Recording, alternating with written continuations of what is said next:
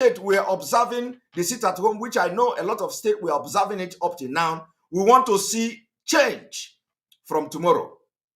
Now, I want you to understand something. Yesterday, I was explaining about those who walk from Abuja, who go to work from Abuja to Bonny in the riverine area of Biafra, and they are going by helicopter. I also explained that I'm going to expose them today, which I'm going to do very briefly. But one thing you should know is that why would a Fulani man live in Abuja and control our oil in the Niger Delta, as they call it? Why would a Fulani man live in Abuja and fly to Niger Delta every day to supervise and export our oil? Why would somebody be spending so much money running and traveling by helicopter to the Niger Delta? And Niger Delta is not a place to live. Rather, they want to live in Abuja and work in Niger Delta. Why would somebody who is a manager of export and marketing of NNPC will not live in Niger Delta? They will live in Abuja and be flying by helicopter to Niger Delta every day to work. I am going to tell you who that person is today. That is the impunity and the level these people have brought us to.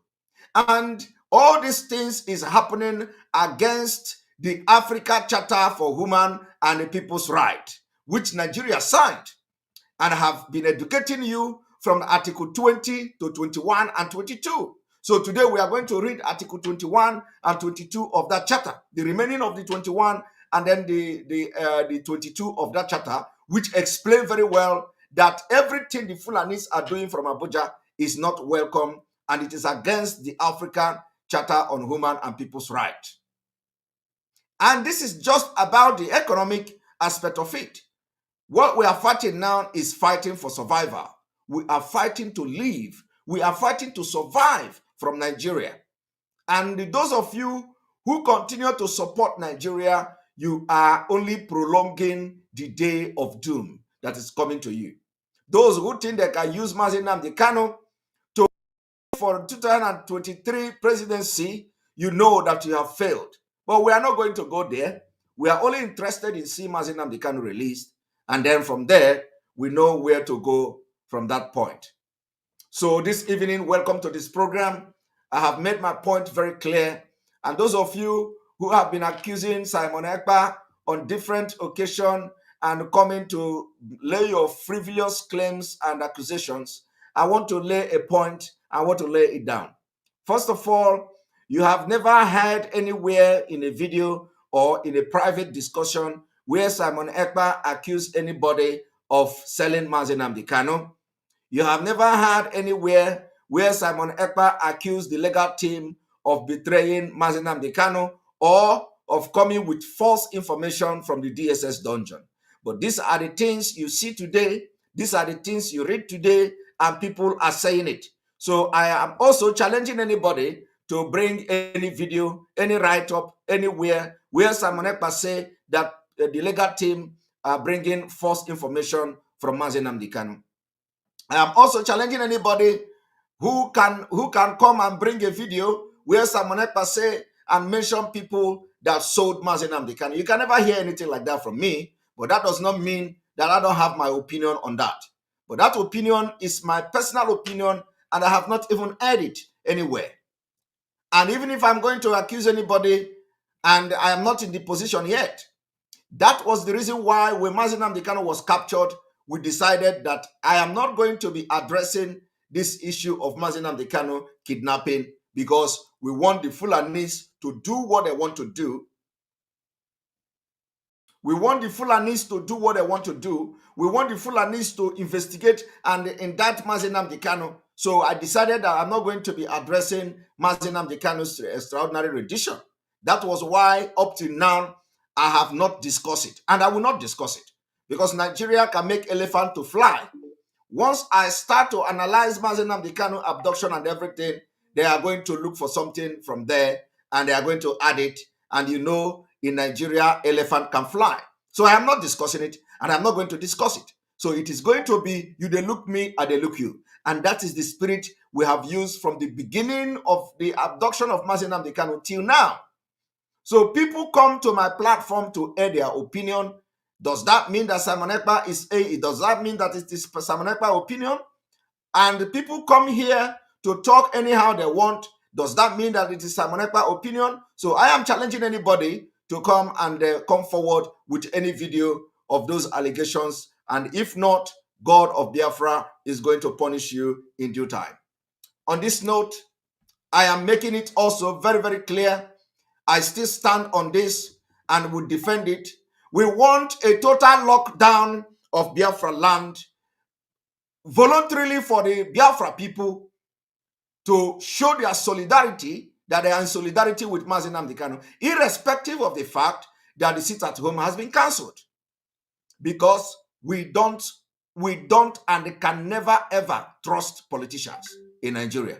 We don't trust them until we see something tangible with our eyes before we can agree with them. So we have not seen Mazi Nnamdi Kanu released. Are you telling me that you are going to be comfortable for Mazi Nnamdi Kanu to spend Christmas in DSS custody? The court has been adjourned up to January. So, and for Mazi Nnamdi Kanu to be released, it is only from executive order. Executive order can release him. When executive order is given, and he will be released, and the opportunity is there. So, and if it must go through the court for court to pronounce the release of him, it means that they have to now reschedule a new court date. Okay? So let us make sure that this sit at home now we come into force like never before, so that the government will understand that we are not relaxing just because they promise that they look into it. We have to step up this game. We have to make sure that tomorrow we are going to shock the entire governors. We are going to shock the entire Nigeria that even the people that are not in Biafra land are now observing sit at home every Monday. That is the only way to make things happen. For now, I am telling you now, if you love Mazi Nnamdi Kanu, if you love Biafra, disregard every other thing, disregard every other thing, and make sure you do not come out tomorrow. Because as I'm talking now, there are people who are going to take it upon themselves to make sure that nobody comes out. I'm not hiring out. There are people now who will be ready to enforce it at home. Let us even say we are enforcing it. Let me make it very clear. This has nothing to do with leadership of IPOB. So we are exonerating them ahead of time. Don't tell us that my IPOB is now imposing or IPOB is now enforcing it at home. It has nothing to do with the leadership of IPOB. They are the one who have gone into agreement with the political leaders. The IPOB leadership has gone into agreement with the leadership of the Southeast, and we are not bringing them into this particular one. This is Biafra themselves on their own, by themselves. They want to make sure that the Nigeria government understand that we are not backing down until Mazi Nnamdi Kanu is released. Total lockdown of the Southeast. Share this video to go to anywhere. Share it to the strategic people. Share it to transporters. Share it to market women, market men, the leadership in the market. Share it especially. We want those outside Biafra land. We want those outside Biafra land. It does not matter whether this is coming from Radio Biafra. It does not matter how far this is. What you only need to do is to copy this video, take a screenshot of this video, send it to the market chairman, send it to those market chairmen. If they are not watching this program, send it to them. Tell them we want them to speak. We want them to air their opinion, and the only way they will hold the opinion to show that they are in solidarity with what Mazi Nnamdi Kanu and the marginalization of the Biafrans in Nigeria is that tomorrow, even if people don't know because of the time of this announcement and this awareness. If people do not know, don't have that knowledge, once they come to market, they will begin to talk to them tomorrow that today we want to lock down because Mazi Nnamdi Kanu is still in prison. If you can be chanting Mazi Nnamdi Kanu is our savior, while Ifeanyi Ubah came to Lagos to campaign, you are going to do what I'm telling you now. And believe me, your own will be taken more seriously than any other thing. Remember, this is not about me. This is not about Simon Ekpa. But let us prove to Mazi Nnamdi Kanu that we love him. Forget the thing any other person is telling you. Forget whatever some people will tell you. Oh, you are not doing good. Oh, if you do this, Mazi Nnamdi Kanu is still there. Forget that thing. You need to understand how Nigeria works, the mentality of these politicians and the Fulanis, before you can now understand what to do at any given point in time. We can't trust them. Is it not the presidency? How can you trust presidency? How can you trust him? We welcome the statement that he's going to look into consider releasing Mazi Nnamdi Kanu. We welcome it. But we are not going to stop. We are not going to stop. We are not going to say because the presidency have now agreed that is going to look into releasing Mazi Nnamdi Kanu. Because of that, we will say, okay, everybody should go and sleep. We can't do that. We can't do that. Mazi Nnamdi Kanu is crying out from the DSS dungeon. That crying out is now that, remember, the crying out of Mazi Nnamdi Kanu means that everything is going wrong. So let us leave the leadership. The leadership is also, their hands are tied. Let us leave the leadership. Forget the leadership for now. In this particular issue, let us go as people. Let us go as Biafrans and make sure we do something for Mazi Nnamdi Kanu. If he comes out and decide to punish everybody for trying to save his life, then let him do that. Because we are thinking straight. We are thinking straight. Because our brain is working very well. These are the same politicians who will come to promise you, vote me, I am going to do this, I'm going to do that. Do I begin to bring promise of this presidency? Do I begin to bring the promise? Maybe I should have bring some of the promise of this presidency to know which one he has fulfilled.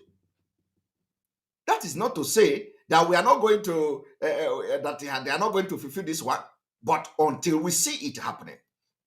This presidency, this government has promised a lot of things. They have promised to do this one during election. Nothing was done. The same presidency promised you a very good democracy, a very good government, a very good road, a very good that. But all these things, where is it happening today? Is going to Niger Republic, is going to Niger Republic, is going to other side of not even Nigeria. They concentrate in developing other countries that they want to turn into Islamic State. So we are not going to back down. Let me tell you, if you don't do what I am saying this evening, you are disappointing Mazi Nnamdi Kanu. You are disappointing him. So let us take the leadership out of this so that they will not say, oh, the leadership of Biafra, we have agreement with you, now you are breaching the agreement. We have agreement with you, now you come back and declare it at home. They will never declare it at home. And let me also tell you, for those of you who don't understand how the spirit of Biafra works, the spirit of Biafra is spirit of Biafra. So for those who say it is only where is the man? Heart Uche. Let us what did he say? What did he say that we need to block him? What did Uche say? What did that Uche say? What did the Heart Uche say? Let him block me before. Let me see what he said. Because we don't just have to block people because of that. Let him block me. I am saying let him, because that's why Biafra will be in it comes. I don't understand. What English is he writing? Is it a francophone English, or which one is this one? Can he be very specific? What did he say that we need to block him before I continue? Because I know those who whenever they make their nonsense comment to distract you, we will just take them off. So can we know what he said? Hat Uche block. What did he say? What did he say? I mean, I need to know. Somebody can somebody tell me what he said so that we'll take him out immediately. Because this is comment on the screen. Uh, why is he calling somebody local goat?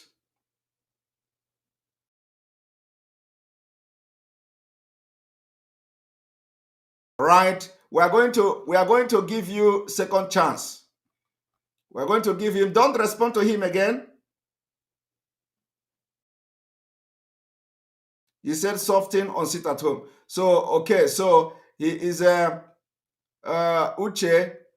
Uche said soften sit at home. We are not going to block him yet for that.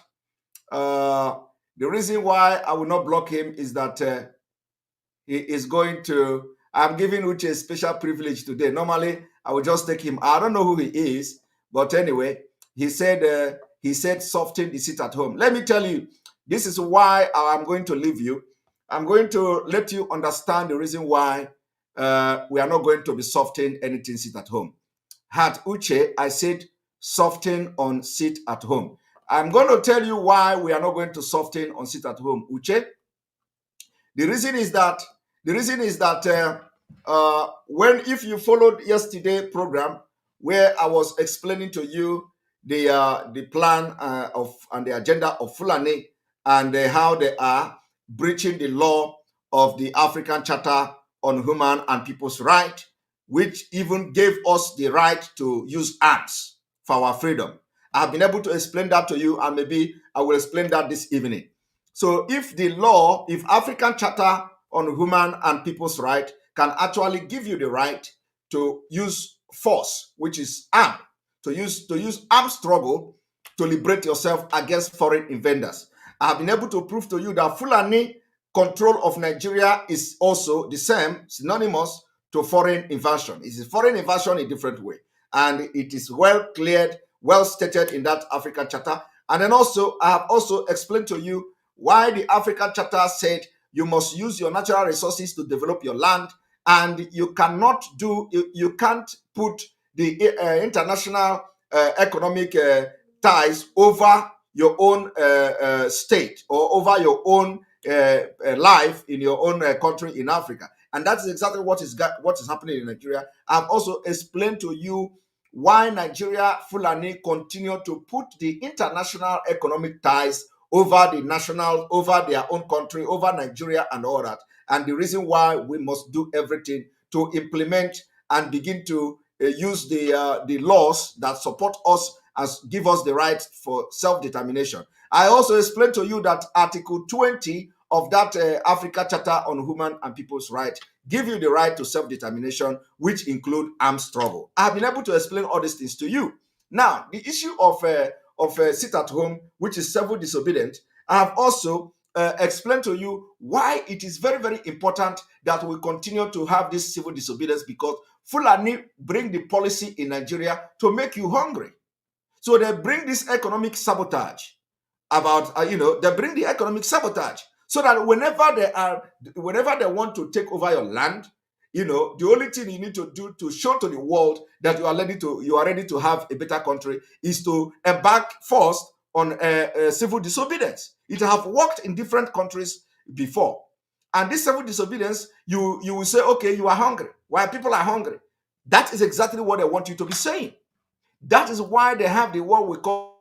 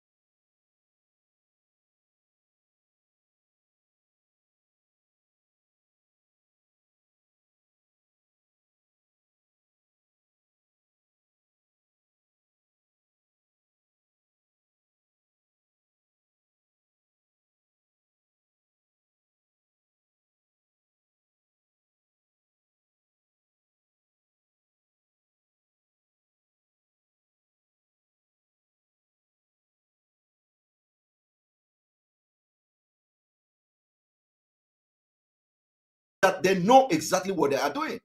They have shared the boundary of Nigeria and Biafra up to the point that now they can beat their chest and call you dot in a nation. But in actual sense, you are not dot in a nation.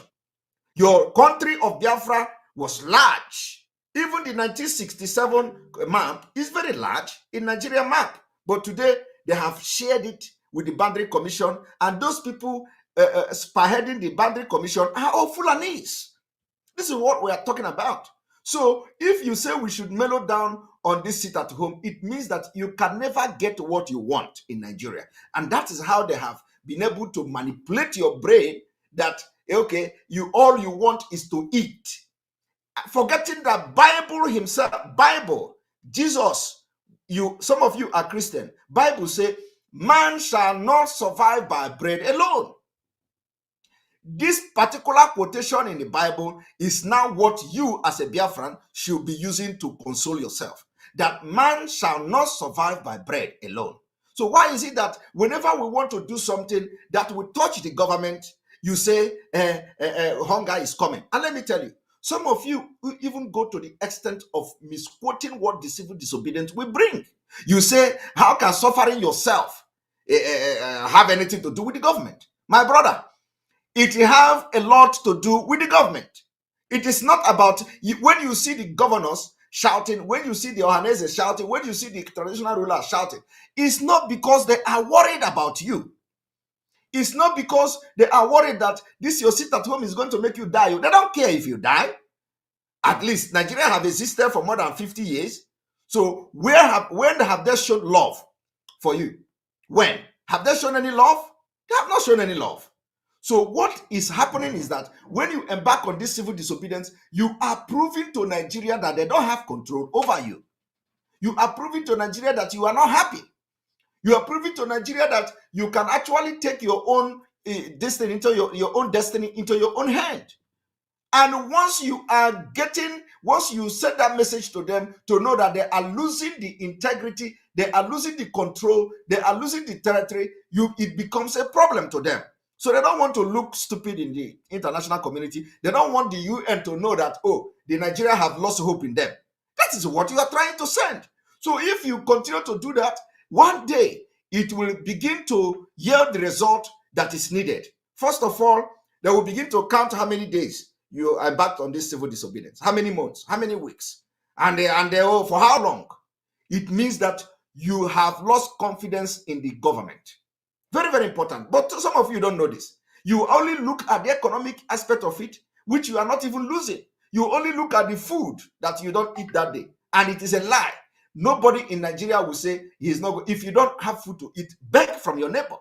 It is part of the sacrifice.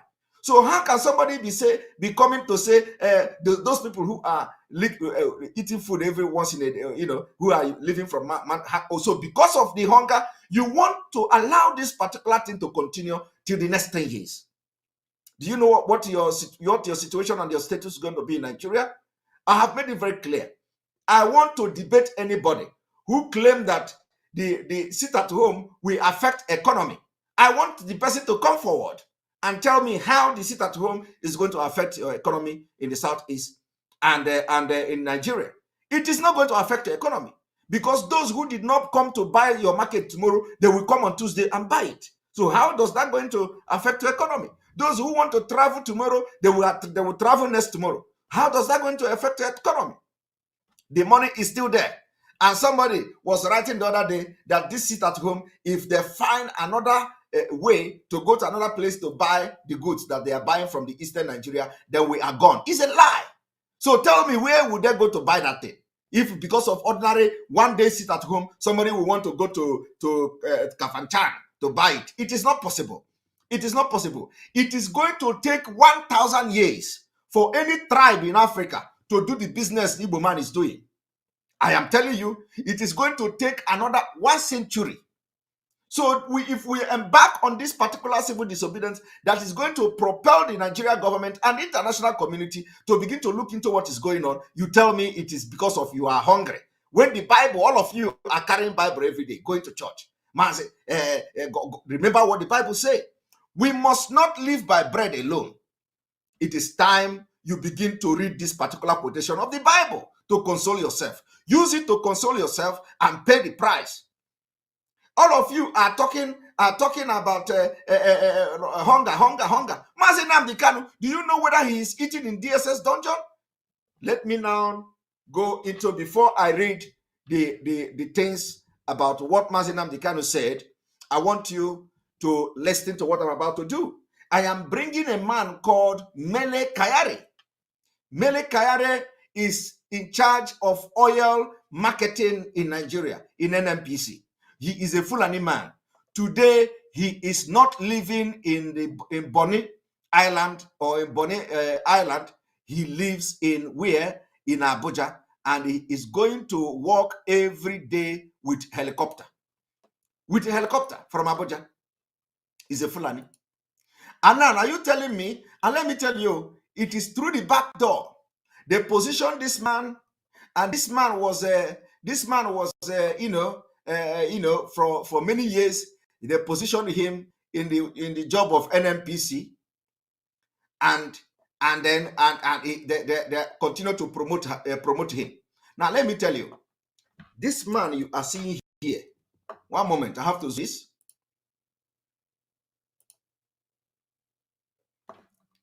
Here is the minister of Petroleum Resources, Minister of State Petroleum Resources, Chief Timothy Silva, Honorable Minister of State Petroleum Resources. When you see this kind of thing, you think that this one is the minister. He is not. He's just ordinary minister. The man who controls everything here is this, called Mele Kolo Kayare. You see, Kayare, just like Abba Kayare, the same lineage, the same blood, the same Fulani. This man has been in the business of this oil exploration for years and decades, since 19-something. Look at him. This is the man who controls the Nigeria NNPC. He is the group managing director of NNPC. Now, every other person in this list, every other person, look, forget this minister. This minister is just an appointed, minister. Forget about this minister. He don't have anything. Here is the man here. This man here is one of the richest Fulani on this planet. I am being sincere. I am telling you, this is one of the richest Fulanis on this planet. He comes from Abuja to Niger Delta every blessed day. Every blessed day with a helicopter. Niger Delta is not to him a place to live. Where he is making his multi-billion money, dollar or naira, in whichever currency he's a billionaire, is coming from the Niger Delta. But he doesn't live there. The Niger Delta to him is not worthy to live. It's not a place to live. I challenge you today, prove me wrong, that this man you see here has anything, any investment, any property in Biafra land. He don't. He don't have any property. He don't have any investment in Biafra land, and he can never have. But he live in Abuja. He have property in Abuja. He come from Abuja every blessed day with a helicopter to Bonny. He come and he fly back. Now, I want you to calculate amount, how much this man spend in a year. Coming to work, only coming to work. But go to the Bonny Island. Go to that Bonny Island, you are going to see no hospital, no good road, no maternity home, no school, no nothing. But a Fulani man live in Abuja, and he is coming to work in Bonny Island with a helicopter every day. Every blessed day. I want to open the profile. Let us see what the profile say. One moment. You see, When you click here, you are going to see this particular information. You see? You will see this particular information. Malam Mele Kaere. Malam Mele Kaere comes to the job with a very rich oil and gas industry experience spanning over 27 years. You see, they have given him 27 years of experience in oil and gas. People who don't have oil in their land, they are reading oil and gas. They are having experience in oil and gas. But you that have the oil, you don't have any experience in oil and gas. You don't have any experience in oil and gas. Fulani has been positioned to have experience in oil and gas for 27 good years. Even if it was a clerk, even if it was a titration he was doing in the lab, he will have that experience. Gather the experience. They will put him there to be staying in the office. He stay in the office 10 years, 15 years. They are not looking at today. They are looking at after 27 years. Now it is already in the profile. A 1987 graduate of geology. 1987 graduate of geology and the earth science from the University of Maiduguri. You can imagine. He graduated of Maiduguri, where they buy marks and all that as a Fulani man. And he read geology and earth science. The incoming GMD served as a well-site geologist with the Directorate of Food, Road and Rural Infrastructure between 1987 and 1988 under the National Youth Service Corps. They started positioning this man from geology to earth science, from earth science to joining the National Youth Service Corps. It didn't end there. Their end target and the end point is NNPC. NNPC is the target. Now, thereafter, he worked with the Nigerian Geological Survey Agency between 1987 and 1991 before joining the NNPC as a seismic data processing geophysicist in the data processing department of Integrated Data Service Limited. You see, they now positioned him into NNPC. Now tell me, how does studying geological survey, geology and earth science, they will now compare that into somebody who read chemical engineering.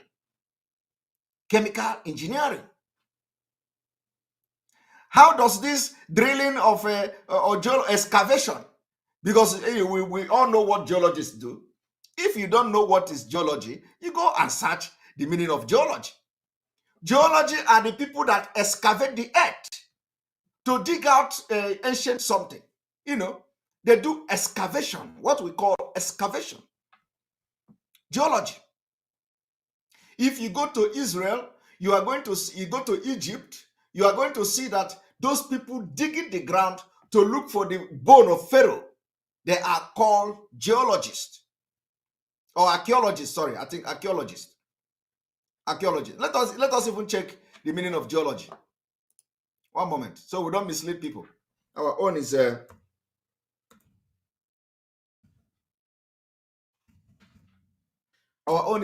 show.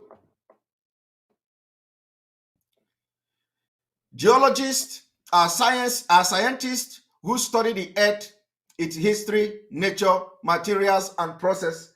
There are many types of geologists. Environmental geologists who study human impact on the earth system, and the economic geologists who explore for the development, the developed earth and resources are just two examples. Now, how does this now relate to petroleum? Because I was mixing the archaeologist and a geologist. So that's a correction there. But let us look at the chemical engineering. What is chemical engineering? One moment. Let us look at the chemical engineering.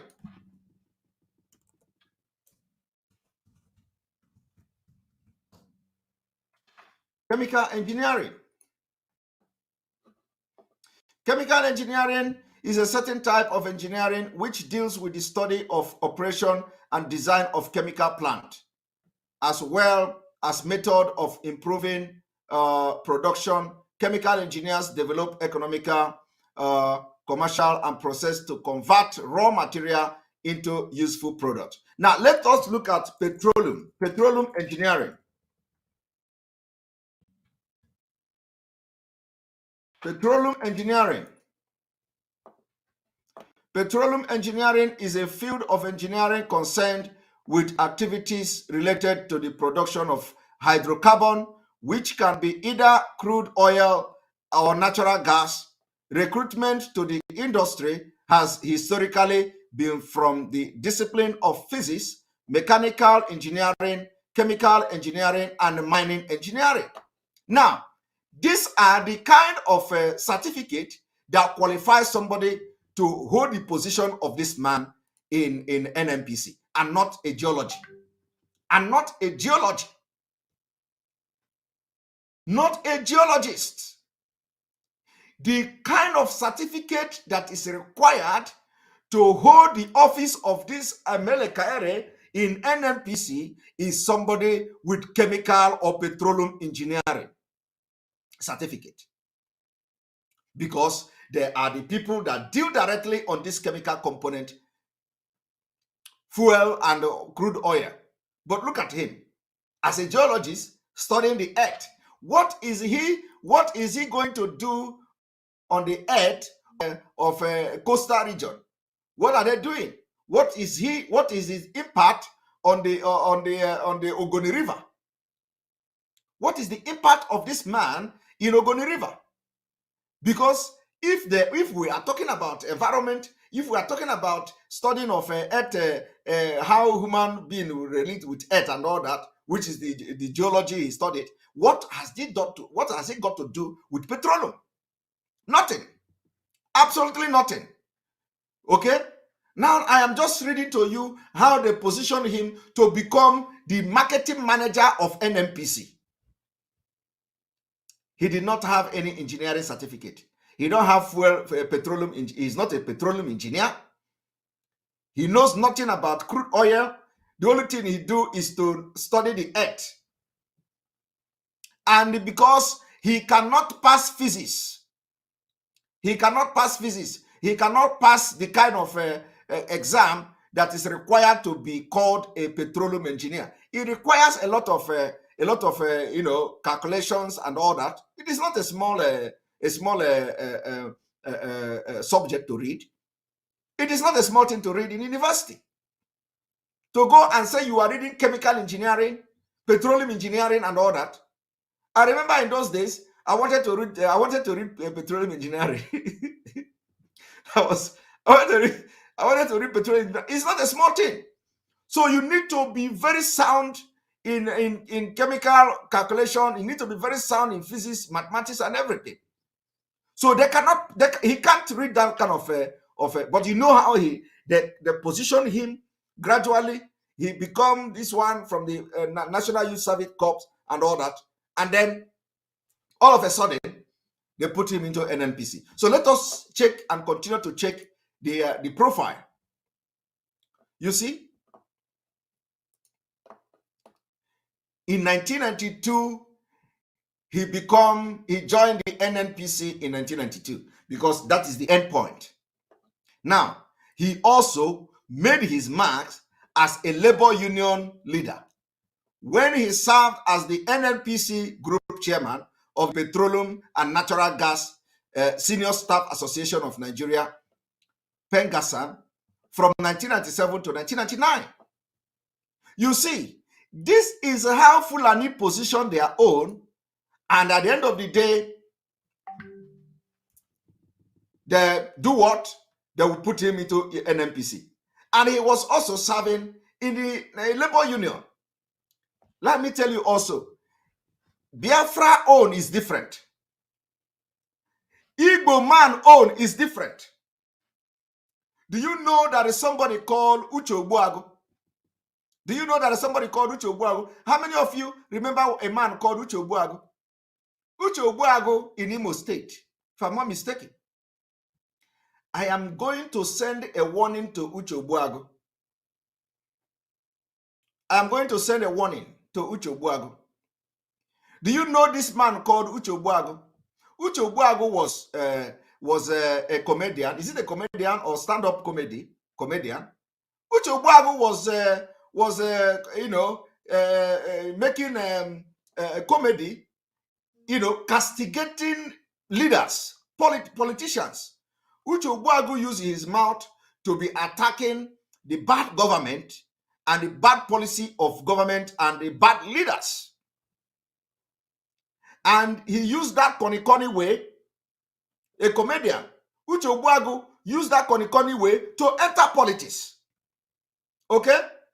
He entered politics, and as I am talking to you today, that man called Uche Ogbuagu, who was always talking against Nigeria politicians in his comedy and all that, he has turned to be the devil advocate against the thing he was talking against the people. That Uche Ogbuagu today, if you know the impunity that man is committing for being a politician in Imo State, you are going to shed tears. So I'm going to expose him, and I'm going to give him the last warning. That man has just single-handedly begun to pick all Biafrans activists, the people that are shouting for Biafra, businessmen and women in Biafra land, in Imo State. What is he doing with that position? I think he's elected a state assembly. He is collecting money from those who are supporting Biafra. He collects money from them and he threatens them. He's not going to pay them back. He makes sure that he rendered a lot of people useless today. As I'm talking to you today, Uche Ogbuagu rendering a lot of people that are supporting Biafra useless. There is even a report that he collected money and those people died because of heart attack from their money. So I'm going to tell him that we are going to remember, because all these people are the people who use that they are innocent and they are pure in heart, and they are condemning politicians, telling you how bad, and they went into politics because of that. People like them. Today, Uche Ogbuagu has become more even deadlier and worse than the people he was condemning in the past. From the information available to us. From the information available to us. And you don't hear from him again. You don't hear from him again. So tell him that all the Biafrans he have duped, make sure he rendered useless and close their businesses. We have the record. Do you know why I even remember this Uche Ogbuagu? Because I remembered that this man is also a trade union. Look at it. That is what makes me to remember. They say he is also leader, as a labor union leader. So as I see this labor union leader, it reminds me of information available to us about Uche Ogbuagu, how Uche Ogbuagu is rendering businessmen who are supporting Biafra useless. We don't know whether it is the Hope Uzodinma that is using him to do that. Okay? But let him begin now to write the list of the people he have rendered useless, especially those supporting Biafra. Some of them have died. Some of them have died because of heart attack. They lost everything to Uche Ogbuagu. So we don't know whether he is being used. So I'm going to discuss him.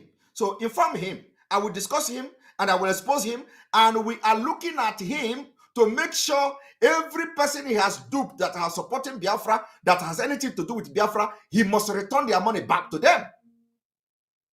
Without hesitation, he must return the money back to them. When the Fulani people are using their own position to better the life of their people. Our own is that you use that Konikoni way to enter politics, and then you turn devil advocate against your own people. And somebody say he was supporting separation before. But Uche Ogbuagu was supporting separation before where he said, let nation divide and he will be a council. Yeah. So where is the spirit? Where is the spirit of let the nation divide? Are you hearing from him again? Where is that spirit of let the nation divide? Today he find himself in the House of Assembly in Imo State and he's using it against Biafrans. I am going to expose Uche Ogbuagu, and then after that exposition, we will give him time to make sure he return the money to all the people he collected the money from that are supporting this Biafra movement. And if anything happens to them, because after supporting the money, after returning the money, if anything happened to them, we are going to hold him responsible. Because we don't know what is going on again. Okay, you can't hear from him again. And this reminded me about it. So I'm going to bring a program. I'm going to make a program for people like him. The same thing happened to is it Oshomole? Adams Oshomole. Adams Oshomole was shouting. He was the one who is a labor union chairman, right? In those days, Adams Oshomole got into politics because he was a labor union chair president or something.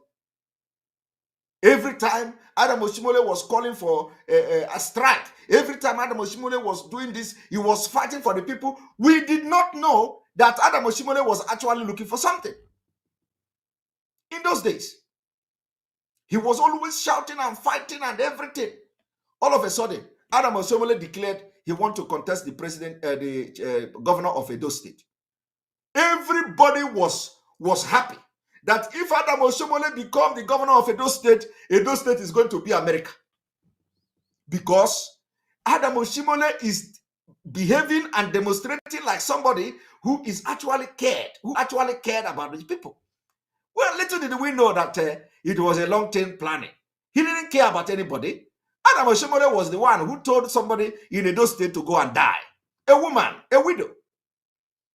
Because it was captured on a TV and on a video. He came back and tried to apologize and did something, but that shows the evil in him.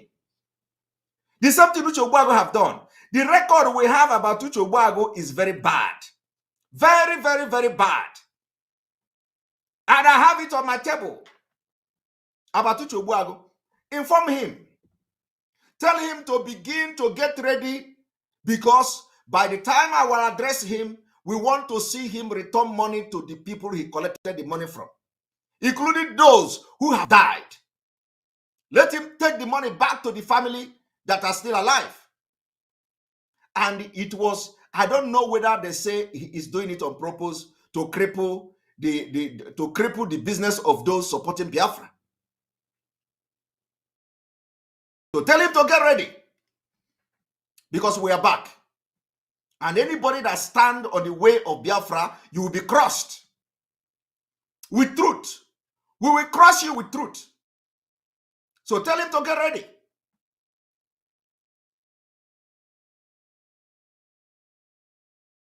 Tell him to get ready. Now I want you to listen to this.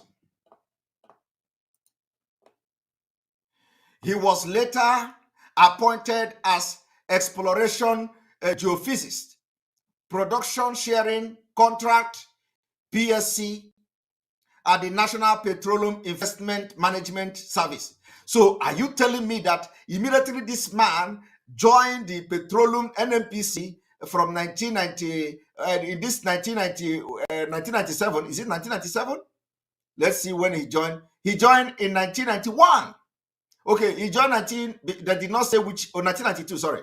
He joined in 1992, and in 1998, already, they are already giving him a very big position. So does it mean that since all this while, nobody from the from the coastal region has been able to graduate with this kind of experience or with this kind of a certificate or with this kind of major that correspond with the petroleum industry. They gave this man this management service in 1998, from where he was made the head of NAPIMSA or whatever operation in the Abuja in 2004. The NAPIMS operation in Abuja in 2004. Just like that, Fulani continued to position this man. And listen, in 2006, he was appointed the supervisor of this same PCS, Crude Oil Marketing Department. He was appointed Crude Oil Marketing Department of the NNPC, from where he rose to the position of head. So nobody from the south is brainy enough to have risen from this position this man is occupying all the way from Fulani land. And later, manager of production contract management of the crude oil marketing department, 2007 to 2014. They were positioning him, and then immediately the new administration coming, Mr. Kaere was appointed general manager, oil stock management, the crude oil marketing department, where he worked till 2015, when he was appointed group managing director, group general manager, this crude oil marketing department, and later Nigeria national representative at OPEC. And the OPEC is where the main corruption in oil industry take place. Organization of Petroleum, whatever countries. You see, so the question now I want to ask you, does this man, what they are doing in NNPC, reflect the activity or reflect the law of the African human and people's right? Stop complaining. Stop analysis. Start with brave 600 men, just like Israel did. The world leaders will interfere when the needful is done. Simon, my brother, what you don't know is bigger than you. Let us focus on this particular exposition we are doing and allow people to focus and think along the line of this particular exposition. I have listened to you. I am not going to block you, but let me tell you, what you don't know is bigger than you. When you see us doing this exposition, allow us to do it. Allow people to concentrate. Everything is time. There is time for everything. There is time to suggest what we should do. There is time to listen when we make exposition for people to know the reason why we are doing what we are doing. There is time for you to bring suggestion. If you want to bring suggestion, you don't come here and bring suggestion. If you want to bring suggestion, you write us privately. Bring your suggestion. You don't come here. What you do is distraction, like you have just distracted me now. Okay? But that is not to say that your suggestion or this is not good. But if you want to suggest something, let it not be when we are live making exposition, because there is a reason for this exposition. Okay? Let me also tell you, for those who are saying, it is not time to talk, we are just talking, you are just making noise, Mazi Nnamdi Kanu has done everything. Mazi Nnamdi Kanu used exposition to bring this struggle this far. And we are not going to stop the exposition until Biafra come. Any day you stop the exposition, it is going to be a setback. So the exposition should be even more, we have to, be doing more exposition as we step up, as we are going from different level to a level in this struggle until Biafra come. So when we are doing exposition like this, just concentrate on that exposition. If you have some suggestion, let it be when, if it's something you want to air publicly, you air it publicly, or you come privately to us. Don't distract us and distract others. Let us focus and let people meditate in what I'm doing. What I'm trying to tell you here is that the law, the African Charter on Human and People's Rights, made it very clear that you must make sure that you fight for the interests of the people. And secondly, that we are entitled and have the right to use arms for self-determination, for liberation. That is what I'm trying to say. And then a lot of people don't know this. So let me show you in the African Charter for People's Right, where the law empower us to use what we call liberation struggle. He used the phrase or the word liberation struggle. So when you talk about liberation struggle, you are talking about the arms struggle. Like you see the Amazonians doing it today. Have anybody called Amazonians terrorists? Have anybody imposed anything on Amazonians? Amazonians are fighting for their right. They are fighting for right, for existence. And they are not the only people that have fought. They are not the only people that are into armed struggle. They are not the only people that are in guerrilla warfare. So what we are saying is that if you know your right, you will always outsmart your enemy. The most important thing is to have information, know your right, and everything will be added. Now, what does the African Charter say? Let us look at Article 21. Article 21, like I have read it the other day, Article 21, subsection 5 of the African Charter for Human and People's Rights. What does it say? He said, state parties at the present charter shall undertake to eliminate all forms of foreign exploitation, particularly that practiced by international monopolies, so as to enable their people to fully benefit from the advantage derived from their national resources. That is completely missing in Nigeria. It's completely missing in Niger Delta, in our coastal region. Completely missing. They are breaching this law with impunity. Article 22, subsection 1 say, all people shall have the right to their economic, social, and cultural development with due regard to their freedom and identity, and in the equal enjoyment of the common heritage of mankind. Does this now what you see in the coastal region of Biafra? The answer is no. They breach this law with impunity. And then subsection 2 say, state shall have the duty individually or collectively to ensure the exercise of the right to development. Are you going to say that they are respecting this law? The answer is no. Now let us go back. Let us go back to the Mele Kayare that I was showing you. Let us go back to them, and so that you will understand how many people there are in the board of NNPC. One moment. It doesn't matter how many people there are there. This man you see here is the richest man so far. One of the richest Fulani so far. The richest Fulani so far. Now, when you go forward, you see Dr. Stephen Dike. Dr. Stephen Dike is member NNPC board. Ordinary member. What is Stephen Dike? Let us look at the profile. Dr. Dike has over 35 years of existence, extensive executive level management experience in public administration, support of operation, information communication and technology, economics and business development, and financial management.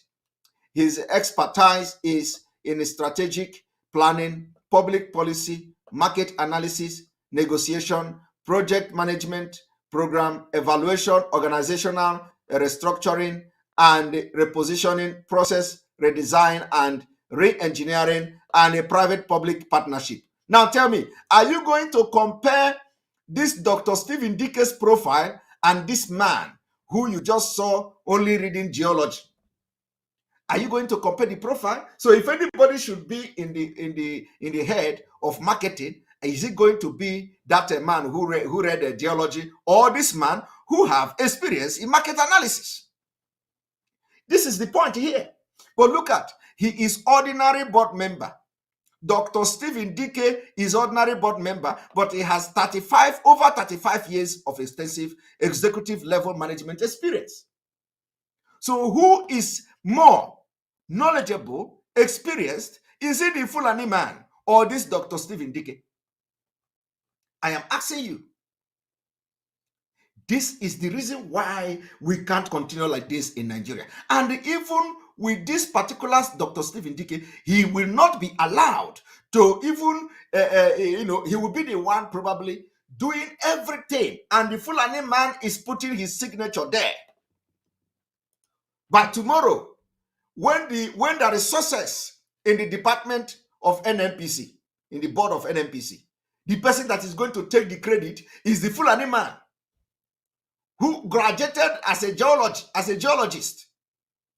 When Dr. Stephen Dike is putting 35 years experience in to make sure that the NNPC board is progressing and making, things are happening, the Fulani man is sitting there as a geologist who have no business into marketing, who have nothing to do with marketing. He is the chairman, marketing manager of NNPC. They use Dr. Stephen Dike and others to shine. So when everything worked well, they signed their signature. Kayare signed signature as a marketing managing director of NNPC.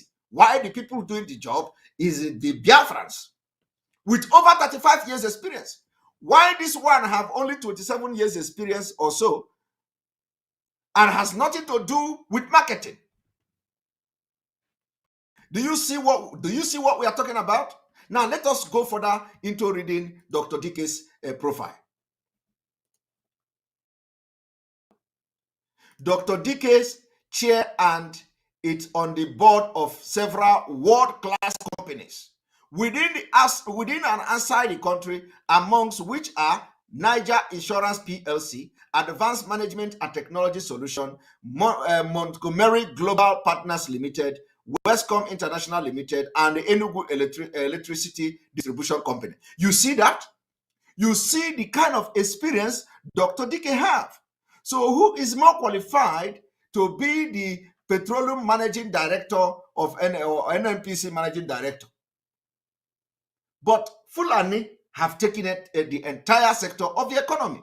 You people are answering boy, slave. You bring your 35 years of experience to be ordinary board member, where your brain will be used to promote a Fulani man, instead of the other way around. Instead of the other way around, the person that have the highest experience and is more knowledgeable and competence to be called the managing director of NNPC. They will never allow that to happen. Rather, they put Fulani there and they put Biafrans who will be doing the job for him.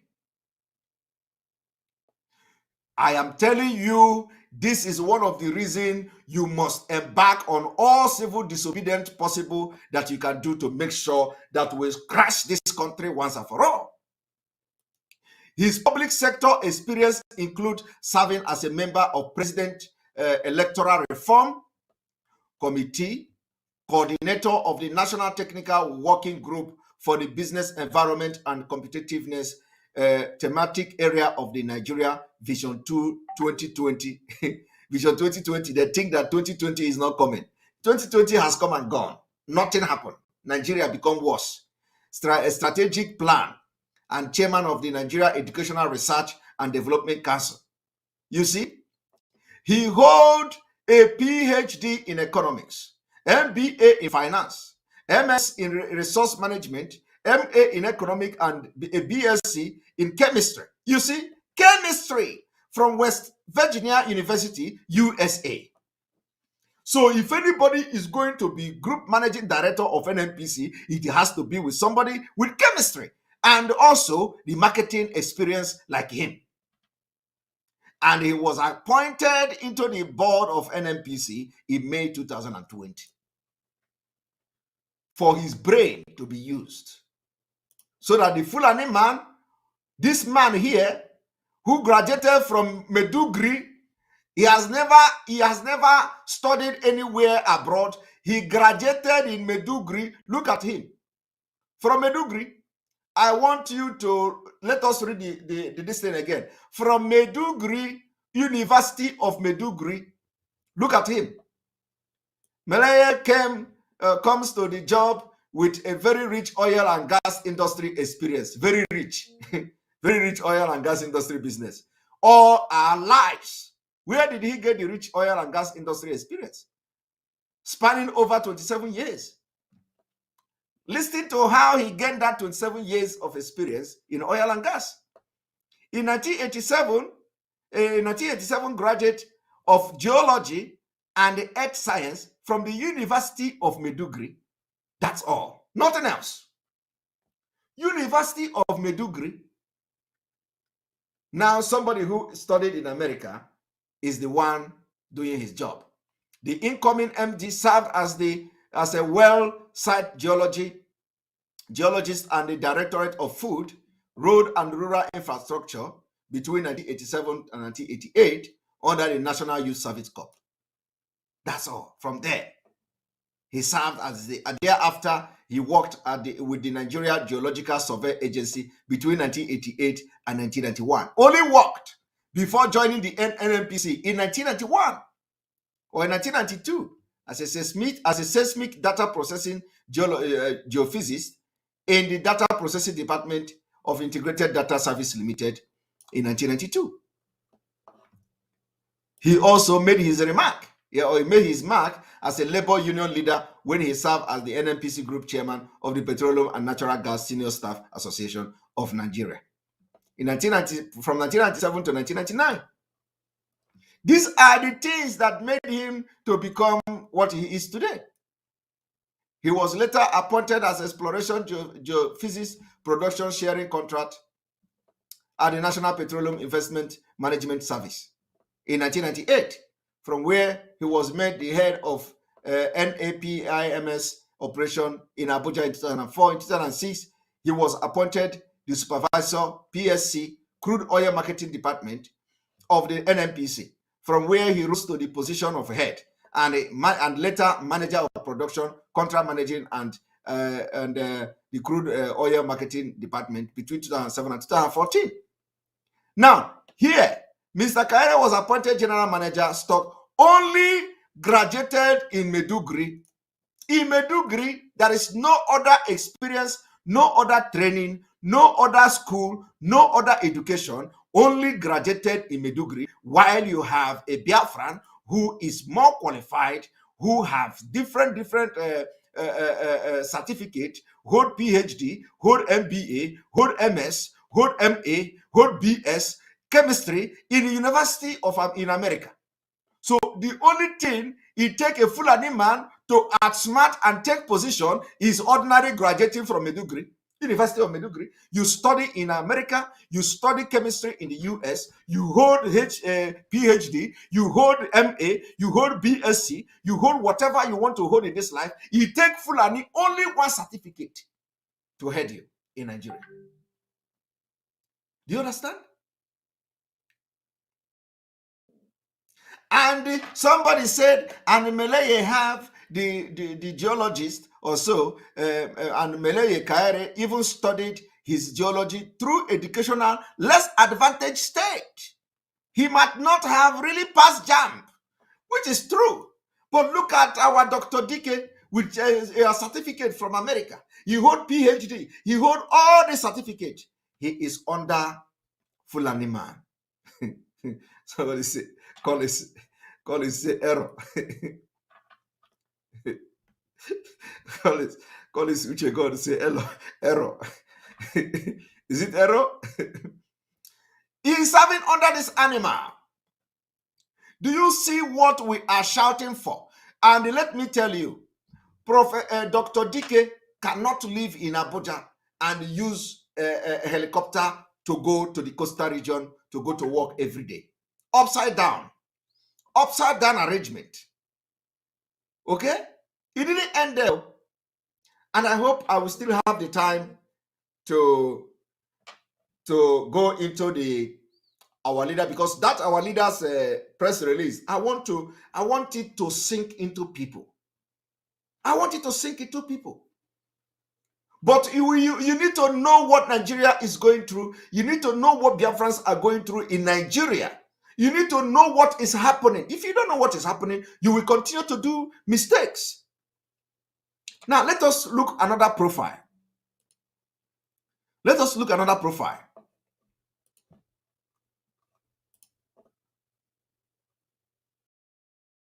Now, who is another profile?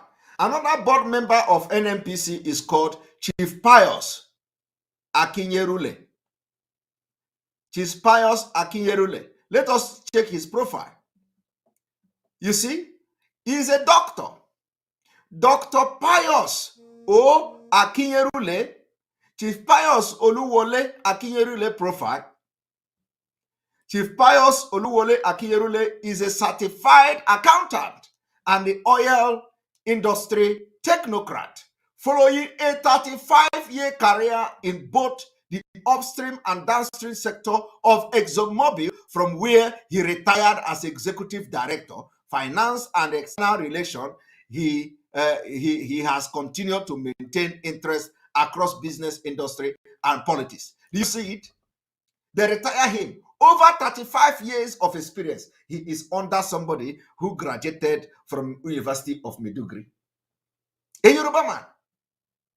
A Yoruba man. Doctor. His hobbies include this and that, and he was first appointed a member of the NNPC board in 2016 and reappointed to the board in the June 2020. He is serving under a non-entity of Fulani man who is now going to work in Bonny Island every day with a helicopter. Now look at this one. Another board. Miss Hadiza Komasie, Secretary to the Corporation and Legal Advisor. Hadiza is the legal advisor. Let us look at her profile. Hadiza Komasie, Secretary to the Corporation and Legal Advisor. Hajia Hadiza Komasie profile. We don't have it. We don't have it. On purpose, where have she worked before? What have she done to become a legal advisor in oil and gas industry? Did she study oil and gas law and all that? All these laws that got to do with natural resources and the crude oil and gas and all. Did she do that law? She may not do it. She may have Islamic. She may have studied Islamic law. But look at, she is the legal advisor. At least we don't know her. Because everything I say here, you don't have to blame me. Because they don't have her profile. So the question is, why would a young lady like this working up to becoming a legal advisor in oil and gas in Nigeria National Petroleum Corporation do not have her profile on that page? It's something that should worry you. It should worry you. That why would a young lady, I don't know whether she, at least she at least she's not up to 60 years, so she's young. She looked like 50 or something. So she looked long. So the question I want to ask you, why would a young lady like this, working in a very reputable industry in Nigeria, and one of the highest place, which is the NNPC, do not have her profile on their page? Only the name and legal advisor. Because they know that if they put the profile of this lady here, the table will scatter. The table will scatter. Somebody say, Hajia may be the former wife of the Inspector General of Police. So if this woman, Hajia Hadiza, is the youngest wife of Ibrahim Komasie, former Inspector General of Police, and I will not doubt you. Everything you say about her, I will agree until I see something contrary from the profile, because she did not have her profile. She hid everything in the profile.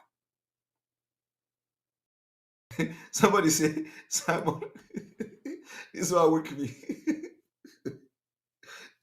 This is Simon, our president not even have any certificate. Okay, this guy don't finish me. God.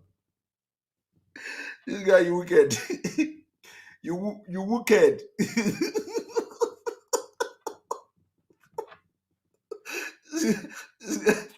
this guy wicked. As I was thinking that I was making a point.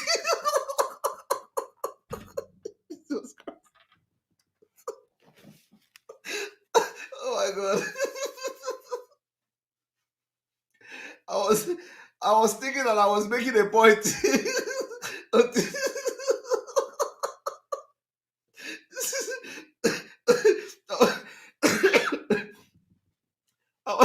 I was thinking that I was making a point until I see this one. you guys, you guys will keep us in here. I was thinking that I was on top of this game making a lot of points until this comment. Oh my God.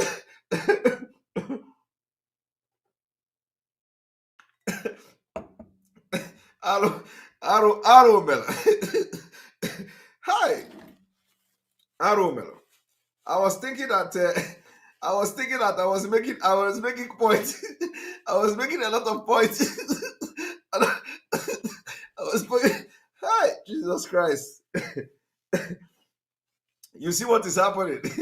I was thinking that I was making a lot of points. This guy just finished me. Hi, Aromelo. Aromelo. Love is smart thing. Aromelo, Aromelo, my people. Hi. Now I'm just weak. But we'll have to continue. I'm weak, but we'll have to continue. We'll continue.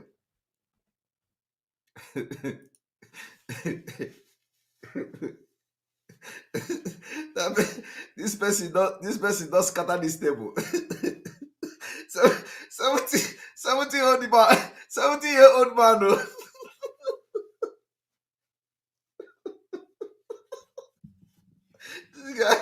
This guy, don't comment here again. Oh. Don't comment here again.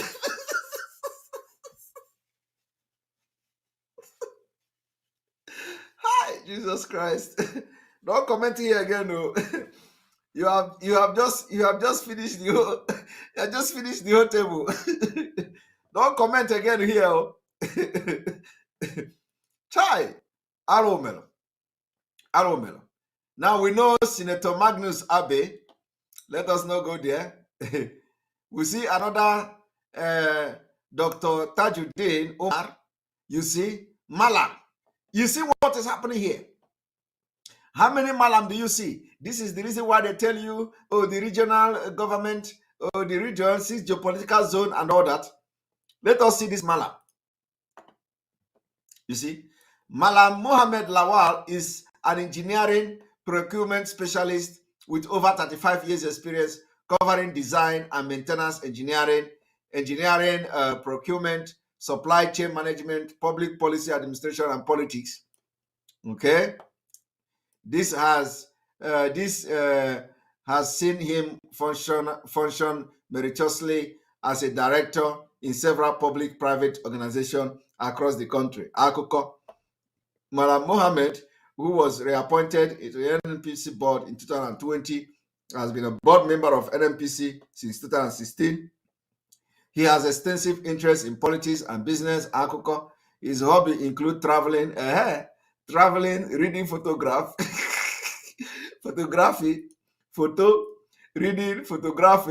aviculture, amongst others. Where did he study is not here. You see, but they say he's a engineering, you know, maintenance. Mohammed is an engineering procurement specialist. Engineering procurement specialist with what? What is exactly? Anybody can be engineering procurement specialist. You know, buying and purchasing things. So, did he go to school? The answer is no. This one did not go to school at all. He didn't go to school at all. We didn't go to school at all. No school. See, look at it. The only school he went to was he's a specialist in procuring engineering equipment, maintenance, and all that. He didn't go to school. And he is in a board member where somebody like Dr. Chike, where our Yoruba brother, who the people who have experience of over 35 years, and they are PhD holders. He is in the same board member. He is the same board member with them. You see it? Somebody who did not go to school, who only thing he did was to be an specialist in purchasing machinery, these machines like a bulldozer, excavator, and all that, and maintenance. That is the only thing that qualified him to become a board member of the NNPC. No education. No education. That is why we need to now begin to question. We need to begin to question the background of this particular lady here, who is now here without any profile, who is a member of the board and a secretary and even legal advisor without any profile. We need to know, who she is. Who she is. You can see that there. This Malan is without education. Now, let us see another one. Mrs. Lami Onai Ahmed. Oh, this one is our Southern sister, so we don't need to go there. She's qualified without even opening the profile. We don't. You see, when you see a Southerner, don't even open the profile. She is overqualified. If she is a Yoruba, if she's a Oduduwa sister, she is overqualified. But if she's not a Oduduwa, I will open her profile. But let us look at this. Ahmed Aliyu, member. This one have nothing. This is a ghost. A ghost. This is one of the person they use to siphon money, and you can imagine somebody as a board member in NNPC. No picture, no nothing, no profile. Somebody. And the person is collecting money. The person is collecting allowance, housing allowance, car allowance, security, maintenance. You don't know what it means or what it is to be a board member in NNPC. Look at him, Ahmed Aliyu. No information. This is the country, this is the people that are working as a board member in the petroleum industry that bring the highest GDP of Nigeria. And there is nothing to show for it. This is the reason why you must rise up to make sure that when we are going to start this seat at home, we start this seat at home, everybody must rise up for the sake of Mazen Nnamdi Kanu and for the sake of Biafra. Let us tell them that why people are staying at home is not because anybody is forcing them, but because Biafrans are tired of Nigeria. How can you have a board member that have no information and it is on the internet? The person is going to meeting. The person is collecting money. The person is everything that is entitled to him, he collected, but he don't have any profile. This is going on every day. Every day it is going on in Nigeria. Fulani has brought the country to the nature or the status and the level where it is today. And we must rise up. We must rise up. Look at the money that is happening here. When you see this $40 billion investment needed for Nigeria gas plant, you have somebody as a board member of a company that are looking for $40 billion needing $40 billion to invest in oil, in gas, in Nigeria gas plant. These people who are, what you see here, $40 billion investment needed for Nigeria gas plant, says NNPC group. Click here to read and all that. And somebody, what you see here, Aliyu, Ahmed Aliyu, he have email here. The email here is there, but the person has no profile. And he's part of the board member of NNPC. Because Fulani just put him there. Fulani put him there to checkmate what is going on. This man you see here cannot live in the coastal region. He come to work from Abuja. That is what I'm saying. Meleye Kojo Kayare live in Abuja and he fly helicopter every day. Every blessed day, he fly helicopter to the coastal region to work. You see? fly to work.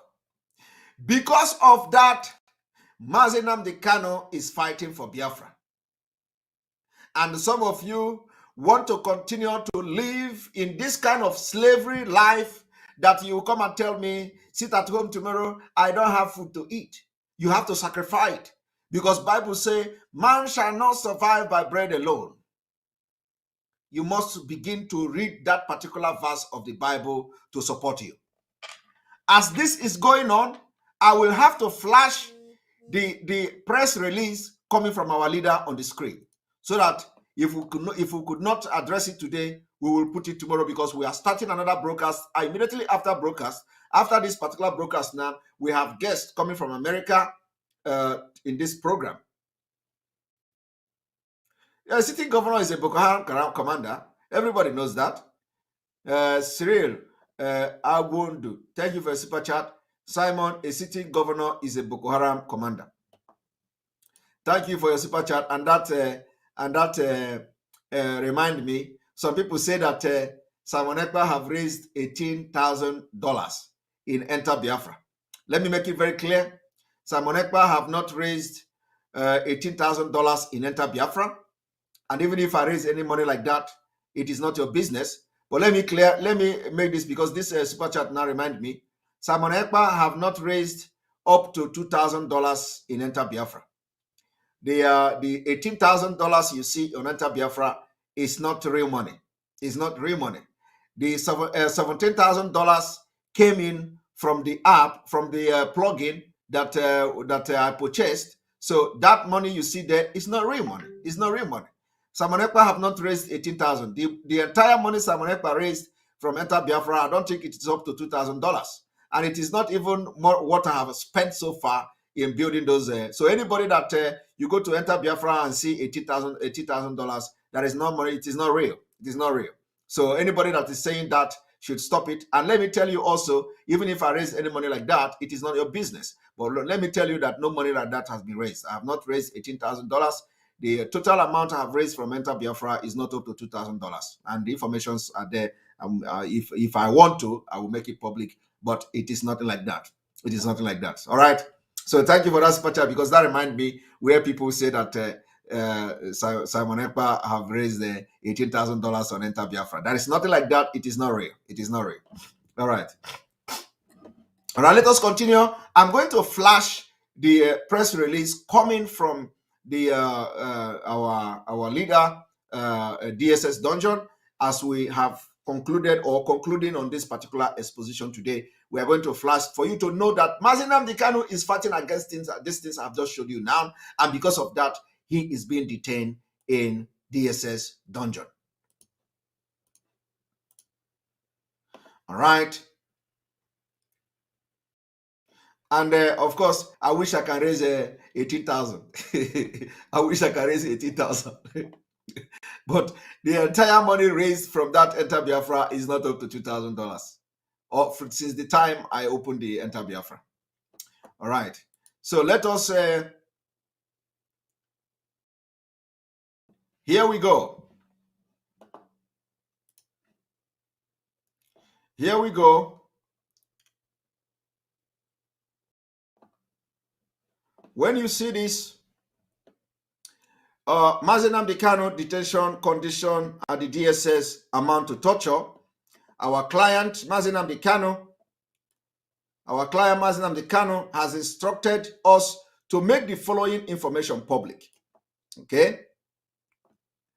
That despite a court order to the contrary, the condition of his detention at the DSS headquarters in Abuja continued to be harsh, degrading, and inhuman. Because of Mazi Nnamdi Kanu fighting for the freedom of Biafra, he is being put into this particular condition. 2, that he is solitary, confined to a very tiny cell, 23 hours of the day without access to sunlight and any social interactions whatsoever. He believed that this is aimed at inflicting extreme emotional and mental distress on him and breaking him psychologically. This is exactly why I said in my broadcast that I see my leader, Mazi Nnamdi Kanu, broken. You see, I don't know what is going on. Some people will say, oh, we are just doing it. And we just release the message. Forget that this message. Let me tell you, there is nothing like forget the message. Okay? What you should know is that is Mazi Nnamdi Kanu being locked up 23 hours every day? The answer is yes. Because he cannot just come and say he's being locked up. If not, the DSS they should have reacted. The DSS would have reacted to say it is not true, to say what was said is not true. Okay? They would have reacted. So the question is that, is Mazi Nnamdi Kanu being locked up for 23 hours? The answer is yes. So anybody that comes to tell you, forget this thing, it is just a strategy or not, disregard the person. Because we are, even if DSS come today to say that it is a lie, we will still not believe it. Because there are the ones we have seen with our own eyes. Which is, for example, they did not allow the lawyers to see him. So that is number one. Number two, one of our legal counsel here said he was detained. He was detained. Number two. And let me also make something very clear.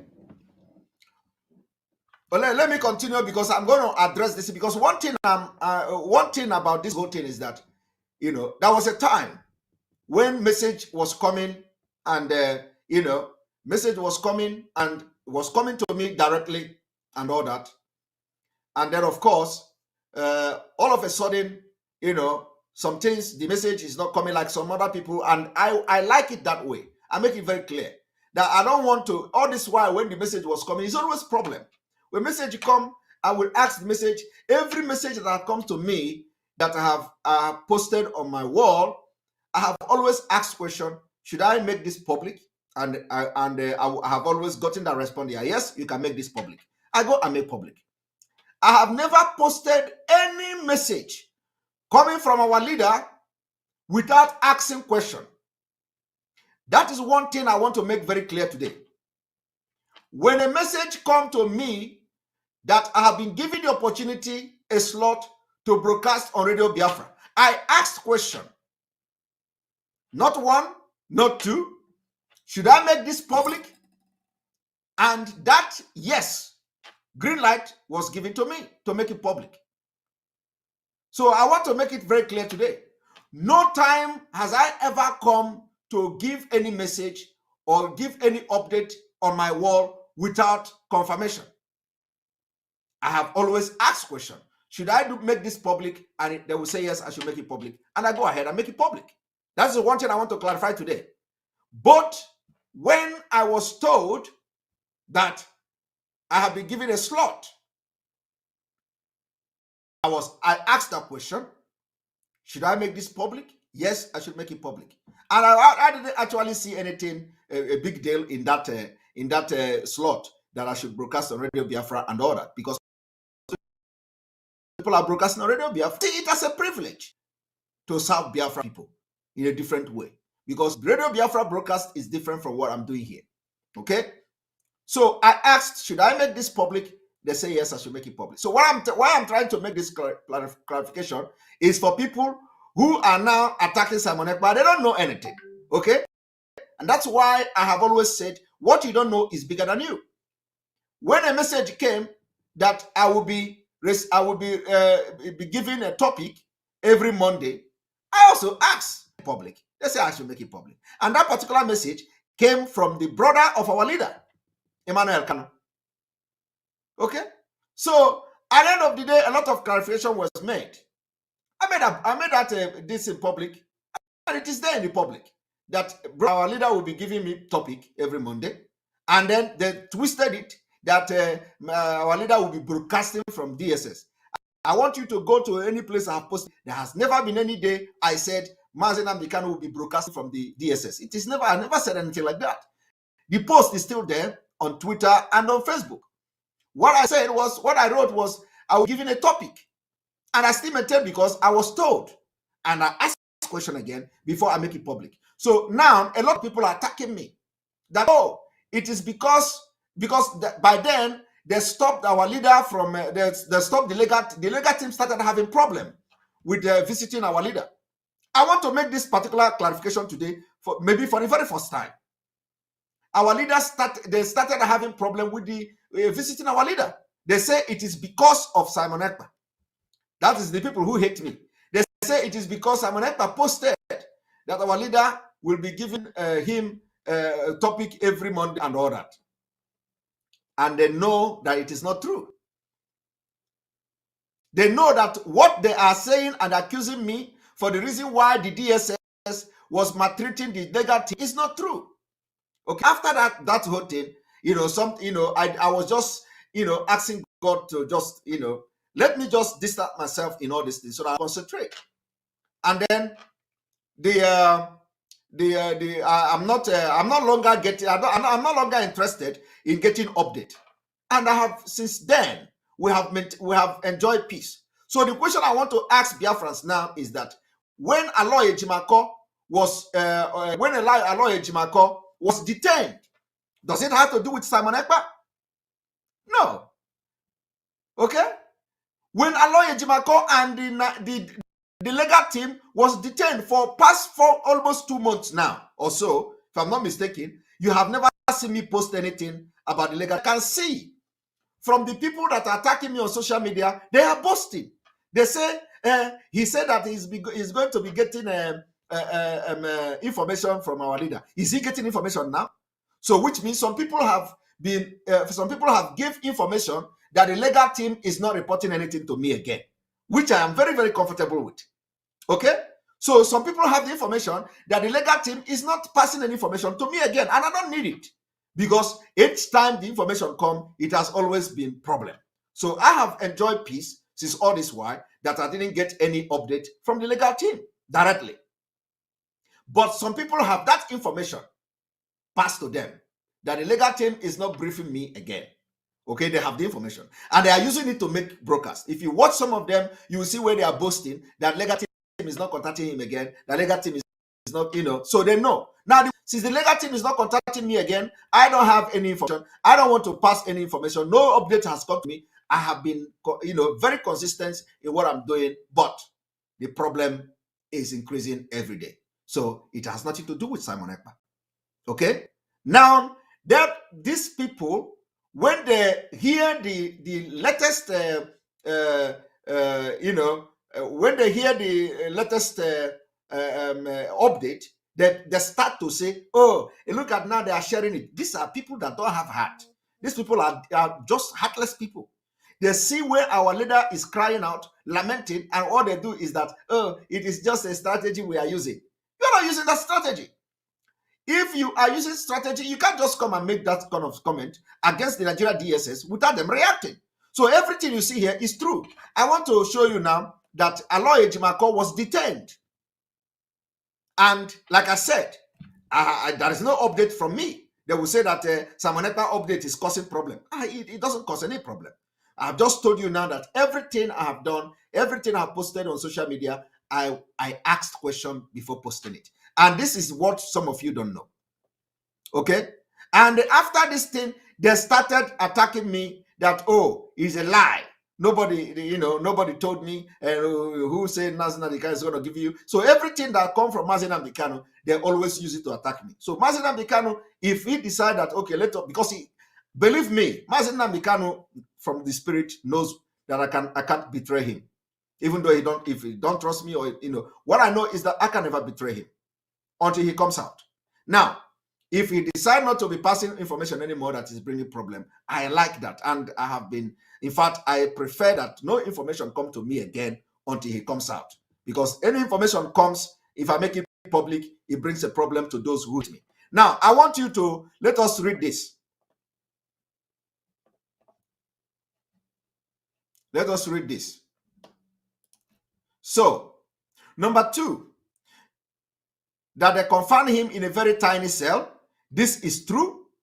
3, that any detainee who encounters and greet him during the single hour he is allowed outside his cell is promptly put in solitary confinement or transferred to a maximum security as a punishment for exchanging mere greeting with him, because of his detainees have resorted to avoiding him and exchanging situation with him, not to talk of any other form of social interaction. Now, this is another level of torture. This is a different level of torture. You see, I told you people that, what you see, this is not a makeup. Mazi Nnamdi Kanu cannot just come and say, okay, they are bringing me out and they are restraining people from contacting me. When they, when they say people, anybody who talk to Mazi Nnamdi Kanu, they will put the person in a maximum security detention and all that. It is that it is a different mental torture they want to give to Mazi Nnamdi Kanu. And I saw that in him during that court. That's why when people were saying Mazi Nnamdi Kanu was roaring like a lion, I see something deeply different. And if you did not believe me, if you could not believe me, if you have never believed me, this particular incident should make you to think twice about Simon Ekpa. Whether it is real or whether it is lie, this particular press release now should make you to think differently about me. Because immediately I started analyzing the issue of Mazi Nnamdi Kanu and the condition of Mazi Nnamdi Kanu after that court. 3 days, I analyzed it. This is what happened. 3 days, I mentioned that Mazi Nnamdi Kanu, how can Mazi Nnamdi Kanu be coming to court with one cloth? A lot of all these illiterate broadcasters, they started attacking me. Who clocked help? What are we going to do? They don't know. What do they know? They don't know anything. They don't research. They don't read. They don't develop their critical thinking. You see, when you are dealing with something like this, you must be far, higher than the people that you are dealing with. Be step ahead of them. So when I saw Mazi Nnamdi Kanu, I have been able to, analyze his body language. I'm able to analyze the way he behaved in court and everything. I saw something different. And I was asking God to give me the wisdom to begin to address that issue. So, and God gave me the wisdom. Before you see me coming to start talking differently, you can imagine the courage I have to summon. When you are telling me that Mazi Nnamdi Kanu is I came and I begin to tell you a different thing. I said, even if Mazi Nnamdi Kanu is the one that say he don't want new cloth, we must tell him that we must let him understand the reason why he must want that new cloth. Because I know why I said that thing is that I know that a lot of people, a lot of you, some of these people are just, they don't have just canal. So I need to air that message in different way. I said, even if Mazi Nnamdi Kanu say him don't want new cloth, let us convince him, tell him the reason why he must want cloth. But it takes somebody with a very deep understanding and intelligence to understand why I said so. Now, after 2 days of that broadcast, which I made about 3 times, I made a different broadcast on it, and this thing came. And in this particular press release, you saw something about the cloth. You saw something about the cloth. But I said it. I told you that this is a way, it's called the mental torture.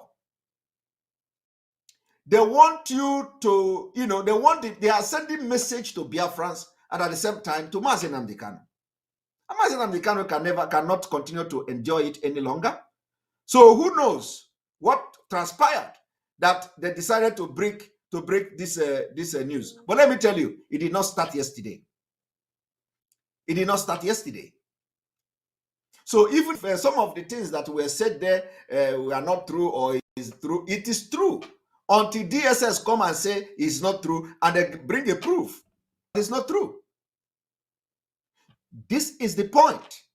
And so, just if you hate me, hate me. I'm not saying there is nothing I can do in this life for those who hate me not to hate me. But at least when I am in the spirit and talking in the spirit, understand it. Let me tell you another lie that was told about me. Another lie is that they said I came to say that Biafrans have been praying a wrong prayer. They twisted it. They now connect it to 150 days prayer Mazi Nnamdi Kanu declared that Simon Ekpa came and say the prayer is wrong. But that is not true. My comment about praying a wrong prayer is a general thing that I said the Nigerians, Biafrans, we have been praying wrong prayer. That we should start praying for God for us to identify when a helper comes. Because you're praying for helper without knowing when God actually sent a helper. And this thing that has happened now is example of praying to know when a helper comes. Because if some of you understand actually the reason why I am back on the exposition after Mazi Nnamdi Kanu court, after a few days of that court, you will not be saying that what is cloth, who cloth help. You will understand that the exposition about the court is spiritual. It's spiritual. Okay? And even now, some of them are disappointed that why must it be now that Simon Ekpa started talking about a cloth of Mazi Nnamdi Kanu, that this kind of update come from Mazi Nnamdi Kanu. Some people are disappointed. That is the level of hate people have. Some people are ready to crash this Biafra struggle if it is going to be Simon Ekpa that will bring any solution to anything. They are ready to crash it. They are ready to hand over everything they have to Nigeria. And let us continue in Nigeria if Simon Ekpa can make any change. That is how I'm telling you how deep-rooted hate people have developed now. So they are not actually after the freedom of Mazi Nnamdi Kanu or Biafra.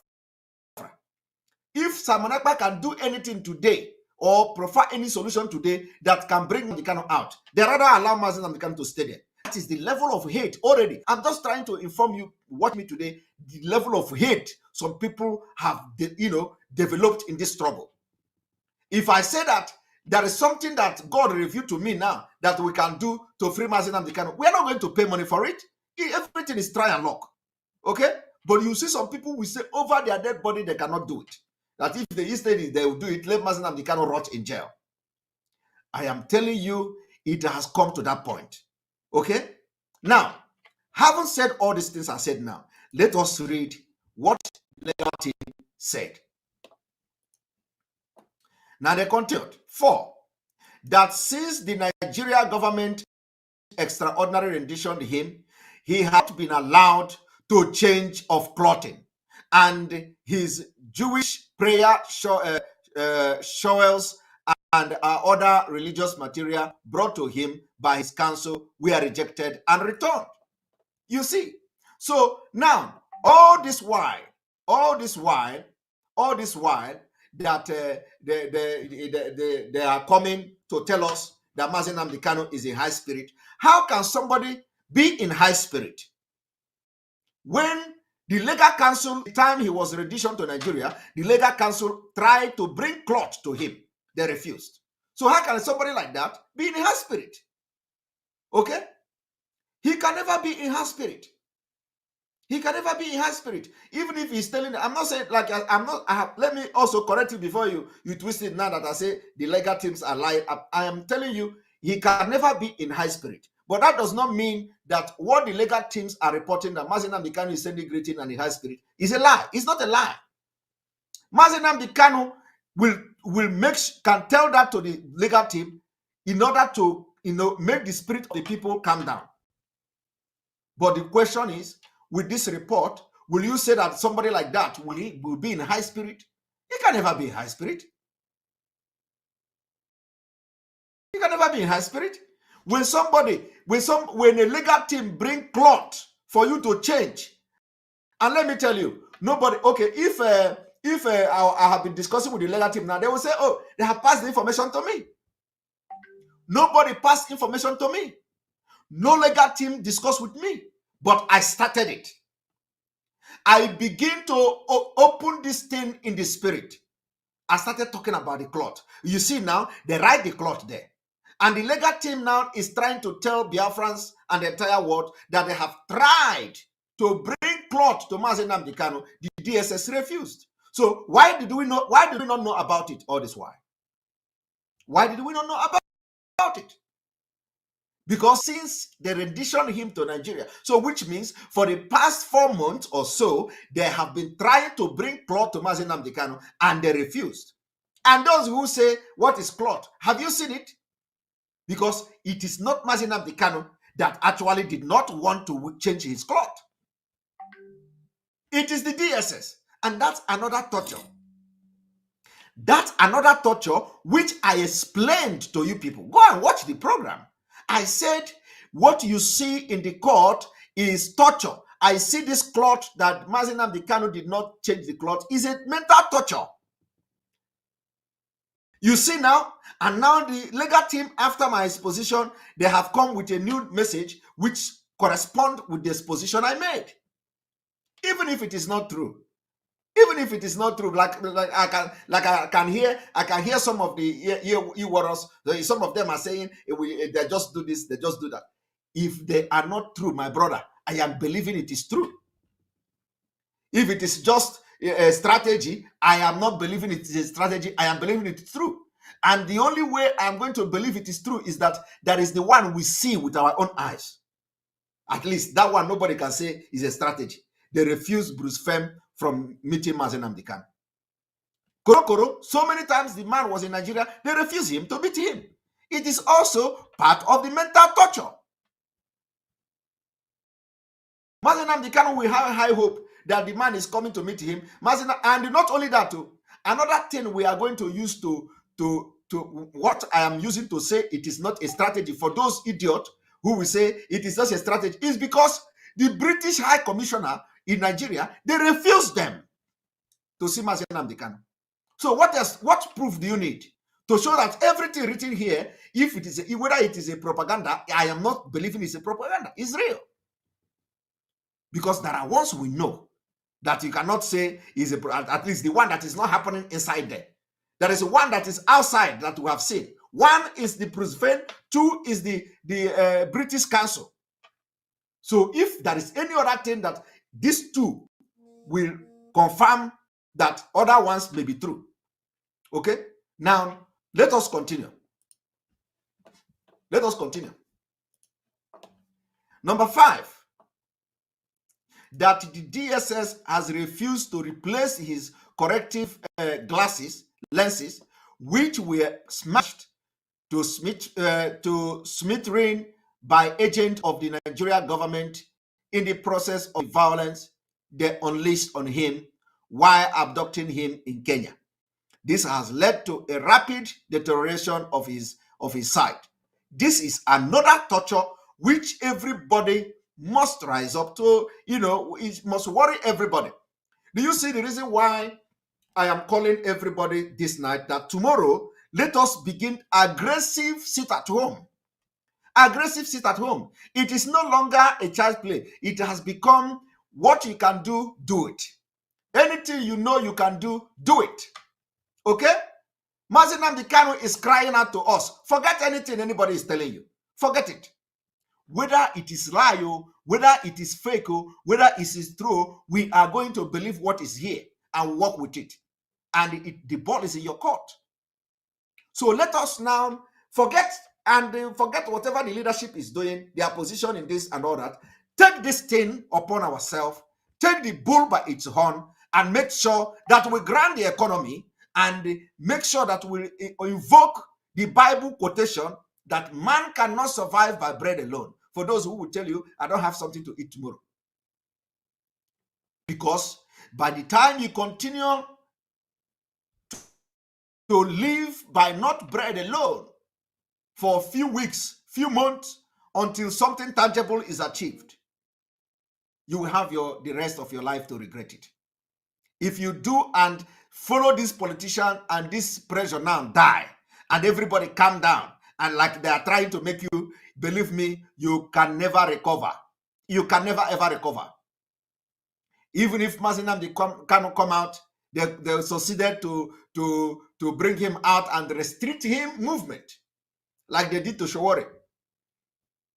They will say, stay in Abuja, don't go anywhere. They will be monitoring him and all that, like they did to Shawari. So we must, step up this game to let them understand it is not going to be what they do to Shawari, they are going to do to Mazi Nnamdi Kanu. That will determine on how resolute we are, how we stand up, because everybody knows that what they are doing now is to 2023. And we cannot allow them to win this game. So let Mazi Nnamdi Kanu come out first. Now, I want us to continue. Number six,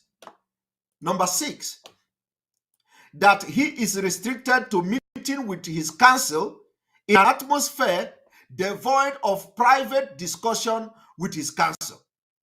And he is oftentimes denied perusal of legal documentation his council bring to him to review. You see?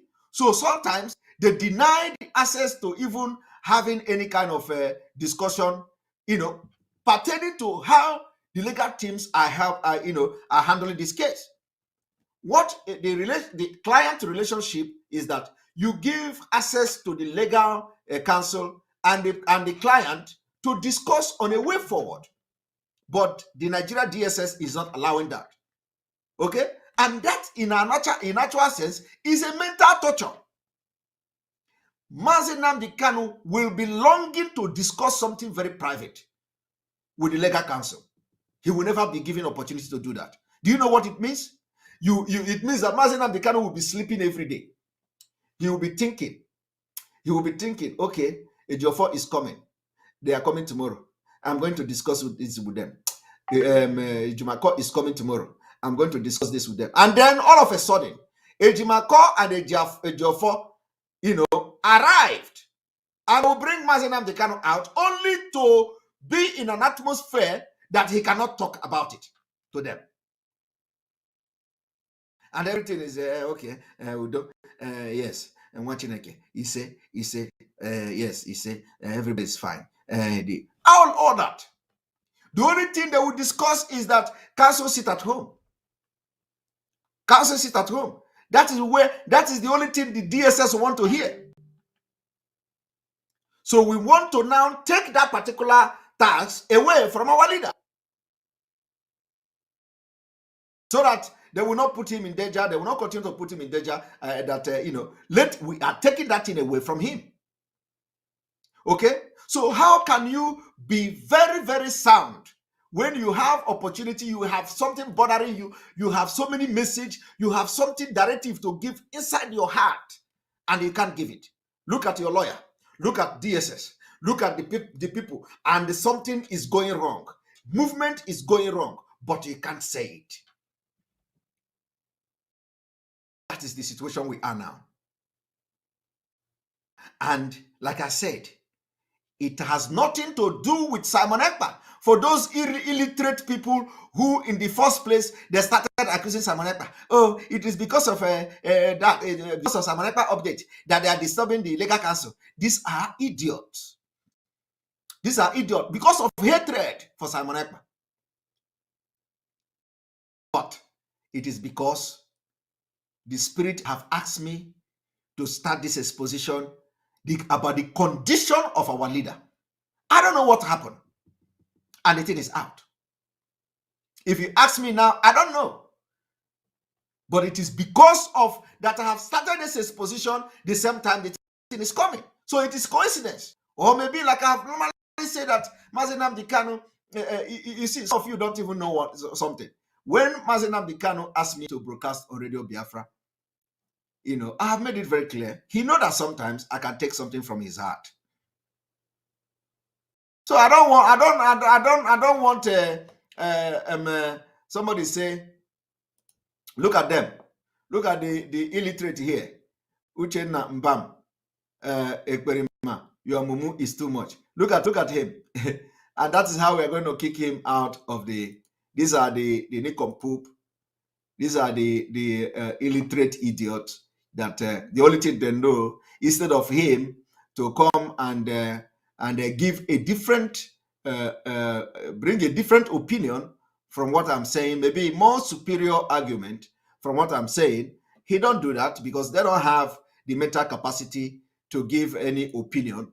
They don't have that mental capacity to give somebody a legal opinion or any opinion, not to talk about legal opinion. Who they don't bother well to give legal opinion.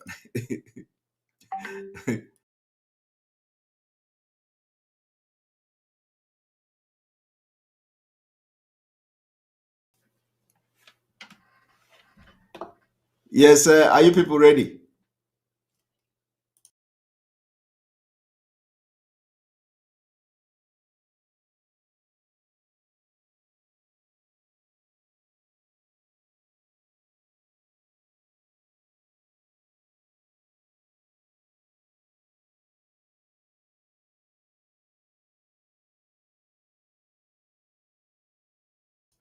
All right.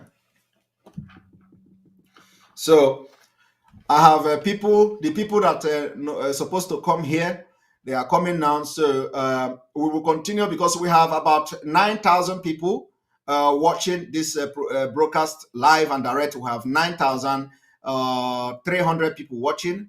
We have about 3,000 person watching from YouTube, and then about 2,000 and 3,000 something from the others. So we have about 9,315 now watching live and direct this. So I don't want to end the broadcast again because if I end it now, it will take people time to join. So since we have this number of people watching and it is increasing again, we have now 9,400 or so. We have about 9,400 people watching now. It's going on and off. So we don't need to end the broadcast. We just continue like that. But these people, guests I have from the United States are coming to join us. So I will continue. But when they come, I will bring them in. So don't just stay back. It is going to be a very wonderful evening today. So stay back wherever you are, and I'm bringing them to the program. Now, as I continue to one moment.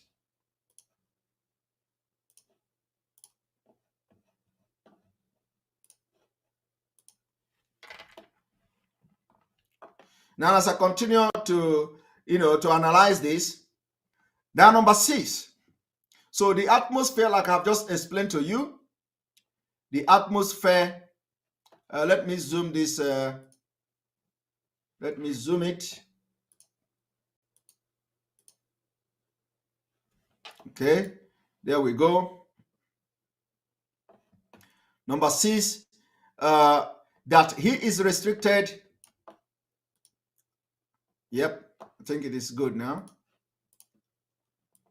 That he is restricted to meeting with his counsel in an atmosphere devoid of private discussion with his counsel, and he is oftentimes denied perusal of legal documentation his counsel bring to him to review.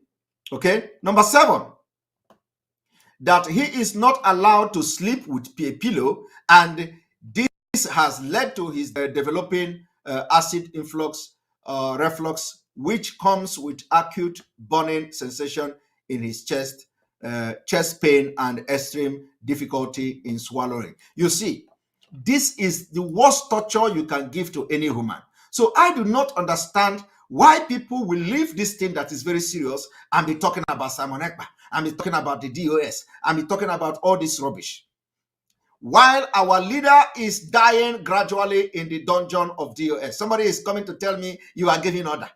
You are giving order. They are only interested in who is giving order and who is not giving order. My people, we are running out of time. We are running out of time. We don't have time for all this nonsense gossip. We need action. All of you that have supported Mazi Nnamdi Kanu, all of you that have volunteered yourself to do one thing or the other, it is time Mazi Nnamdi Kanu need you. And we don't need to be under command of anything to make this happen. We don't need to be any command.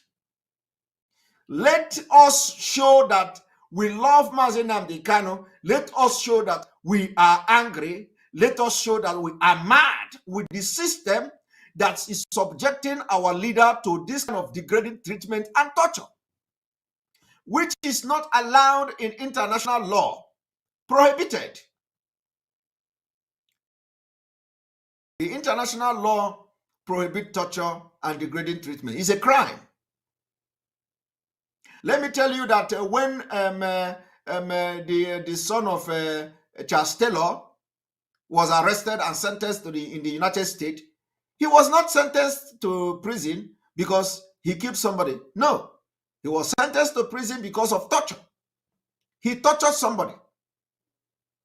He tortured people in their country, and they convicted him in the United States.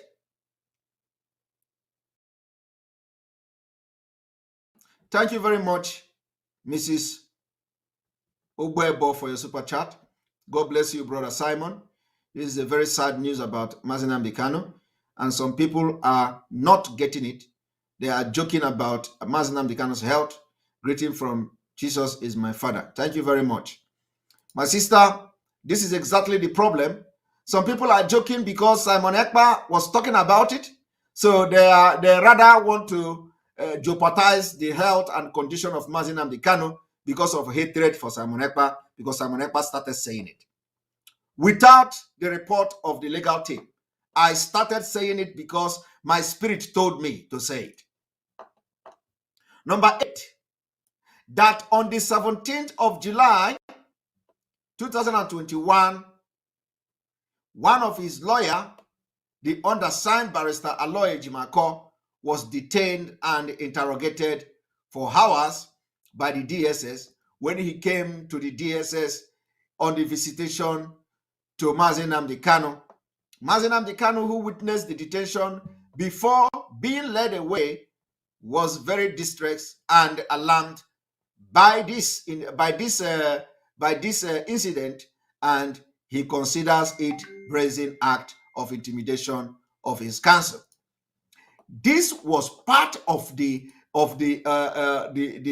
mental torture being meted to Mazi Nnamdi Kanu. The reason they detained his counsel is not any other thing, only to tell Mazi Nnamdi Kanu that they are ready and they are going to deal with him. Is only to belittle the legal counsel before Mazi Nnamdi Kanu. It is the strategy the police uses in some countries, some corrupt police. They want to shout down on your representative. They want to make the person become nobody in your presence. That is the strategy they use. This has nothing to do with Simon Ekpa, or Simon Ekpa says Simon Ekpa did not say. This has nothing to do. This absolutely the strategy that the most of these corrupt police are using to prove to the client that the lawyer is nobody before them. It is part of mental torture. But because some idiot who don't know anything about education, who don't know anything about thinking, who don't know anything about these law enforcement agents, those corrupt one, who don't know anything about all this, because of them, they don't know anything. They will come to social media and start talking rubbish. And Simon Ekpa posted this. That is the reason. He said, Mazi Nnamdi Kanu will give me the topic. That is the reason. It is not how it has nothing to do with what Simon Ekpa posted. It is the modus operandi of these evil DSS men to demoralize Mazi Nnamdi Kanu. Intimidation. But because of hatred to Simon Ekpa, some people are attaching it. You don't know that the person you are dealing with is a very intelligent person. Biafrans are very intelligent people. And I am not, it's just that I have not beginning to address these things because it is not the time yet to address you people. It's not the time. The time is coming when I will address you. When I will pieces all these things and all this nonsense that these buffoons are doing on social media. The time is coming. But let us focus. The only way now for you to understand that Mazi Nnamdi Kanu need you is that the time has come. Finally, the time has come, because if we fail Mazi Nnamdi Kanu, God will never forgive us. So the question is, what are you doing individually in your own capacity to prove that you can't allow Mazi Nnamdi Kanu to suffer like this in the DSS dungeon? What are you doing? What are the businessmen doing? Those who cannot go to their village before, and now they can go to the village because of the activity of Mazi Nnamdi Kanu movement.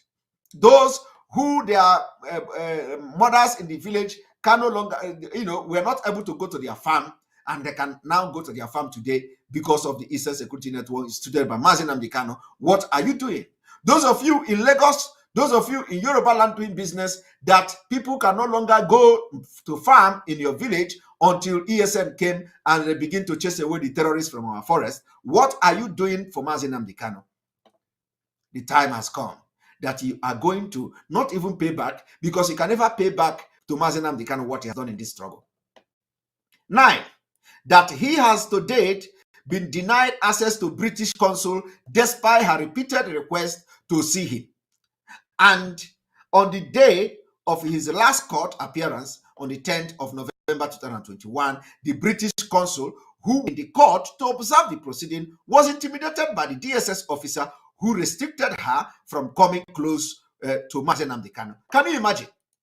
Can you imagine? So even if anything is not true, even if all these things, because I have seen some people telling some people, which is very, very disheartening. It's very absurd. I have come across where some people are telling some people, oh, you see that thing? Don't mind that. We are just using it. That press release. So if every other thing is lie, okay, is this one a lie? If every other thing is a formality, is this particular one now a formality or a propaganda that they could not allow the British consul to visit him? Even in the court, they humiliated the person that came to represent the British High Commission in Nigeria. So is that one a lie too?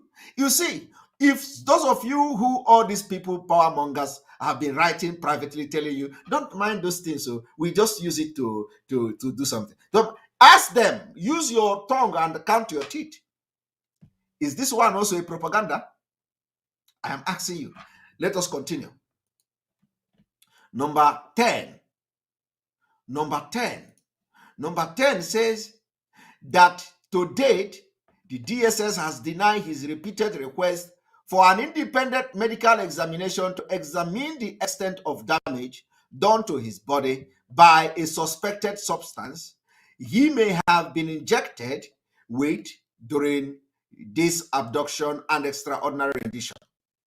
He has reasons to believe that the injected substance is depleting the potassium in his body, causing him constipation, a feeling of skin heat, palpitation, fatigue, muscle weakness, spasms, and numbness.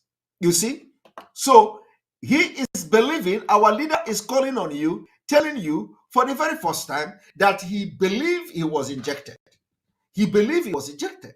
And that injection is now reflecting, is not affecting him and all that. And all of you, what you can do is to come here, to come to social media and start talking rubbish. That Mazi Nnamdi Kanu, this and that, this. You think you love Mazi Nnamdi Kanu more than me? You can imagine when some of us who are seeing things in the spirit are reacting.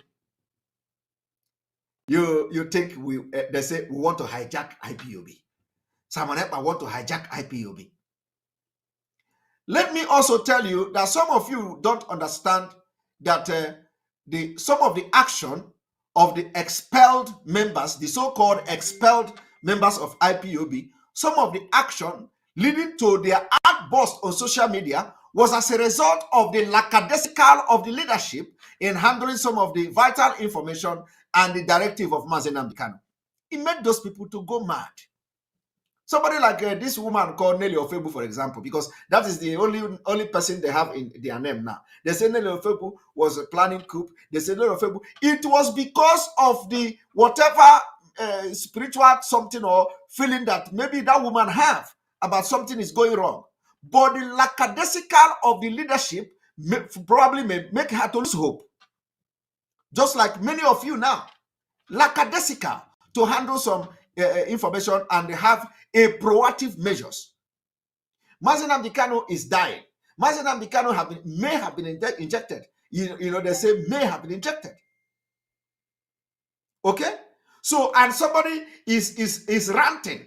somebody is angry, somebody who may have a privileged information is running mad, that things are going mad, that things are going wrong, that we need to do something, and some people are saying, let us leave it, let us leave it, it is the leadership is coming with something, and somebody who the spirit is disturbing is running mad on social media, and they say you want to hijack, the leadership, because they are not disturbed with is. You think you have seen it all. Let me tell you, Mazi Nnamdi Kanu, what he's going through now is not all here.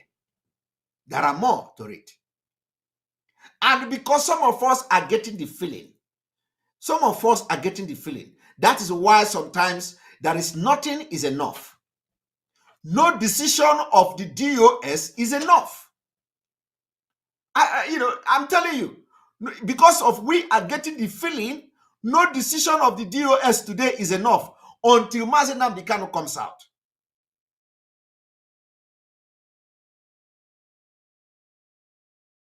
We are not attacking. I don't understand what you mean by attacking. We are not attacking.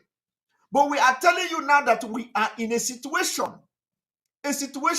that everything must be done, that every hand must be on deck. And somebody is telling us you are attacking some people are coming online. I have to defend this. Who is against structure? Let me also address this particular issue of a structure. When you say somebody is against structure, it's like you come and say, as Nigeria is now, you say, let there not be a Senate. We don't need Senate in Nigeria. We don't need Senate. It means you are against the structure. Okay? You say we don't need the office of Senate. It means you are fighting against it. But when you are saying the Senate president, the senators, and all that are not living up to expectation, it is not a structure you are attacking. Now, the issue here is that we are in a very critical time when Mazi Nnamdi Kanu's life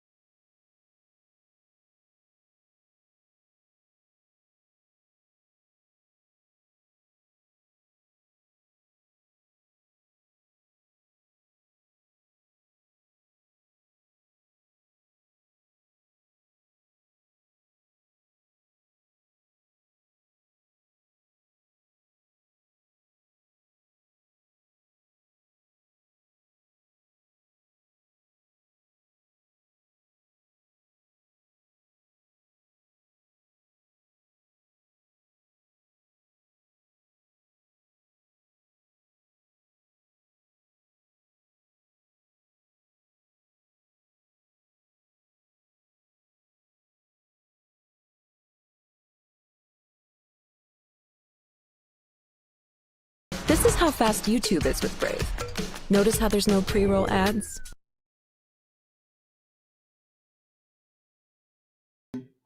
Our visitors this evening, and I will be bringing them one after the other, introducing them to you, and I hope that no table will be shattered today.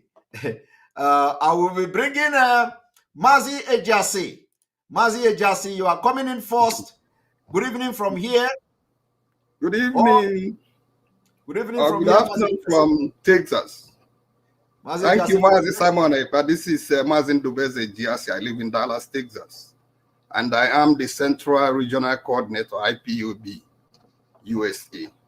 The Central Regional Coordinator of IPOB USA. Yes, sir. Welcome to the program. Thank you, Mazi Simon. And I'm going to bring the next person on this program, Mrs. Azuka. Mrs. Azuka, welcome to the program. Thank you, Maziaba. How are you doing? And thank you, Biafrans, for being here. And I'm so excited to be among this group that is coming this afternoon to speak with you guys. My name is Azuka, Honorable Azuka Charles Wanko, the Regional Mountain Coordinator. United States here. That's in Texas, United States. Thank you so much. Thank you very much. I can see that your husband is standing gidigbam behind you. Yes. I'm right here. Good to see you. Good to see you. Good to see you. God bless you, Mazi. Bless you too. Bless you too. All right. I'm going to bring you in, Madam Rosemary Williams. Welcome to the program. Yes, my people. Thank you, Mazi Simon. Welcome. Hello, Mazi Ejasi. Honorable, I greet you. And my people, I am grateful to be here this afternoon again. And we continue. There's no resting, there is no pausing, there is no shaking until we actualize our dreams and our goals. Number one, our leader, Mazi Nnamdi Kanu, must be released unconditionally. Yes. If not, whatever the zoo government and the zoo country see, they will take it from us. And then number two, there is nothing, no stopping, all the way to Biafra land. Biafra is our home. Thank you. Thank you very much. Thank you very much. Thank you very much, Madam Rosemary, for joining in this particular wonderful night. And the next person we have on the program is Madam Erewa. One moment, I need to, Madam Erewa, hold on. Madam Erewa, are you there? Yes, I'm right here. Thank you. One moment. No, you can't open this. Let me tell you. Madam Erewa, welcome to the program. Thank you very much. I'm glad to be here and very appreciative for. Yes, can you hear me? I can hear you. Welcome to the program. Thank you. Glad to be here, and it's an honor, and words cannot express the gratitude and appreciation that I have in my heart for all you are doing for this struggle. And most especially our leader is in our heart. We want him released unconditionally because he has committed no crime. Freedom for us is not a crime. So I'm glad to be here. Thank you. Thank you very much. We are going to welcome to the program today for the very first time on my program. You are appearing here. I really appreciate that you are here with other group. We are going to have just a few minutes of commercial, and then we start our discussion this evening. Just one moment.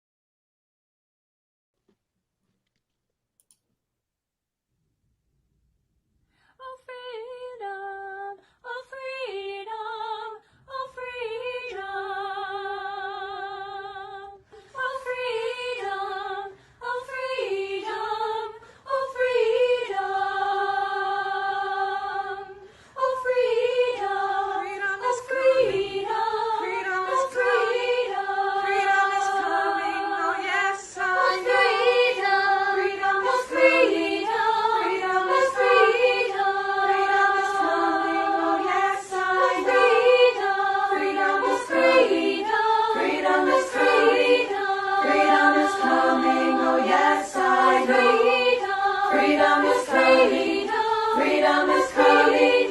Freedom is coming. Oh yes, I am. Oh yes, I am. Oh yes, I am. Oh yes, I know. Yes, I am. Oh yes, I am. Oh yes, I am. Oh yes, I know. Yes, I know. Justice is coming.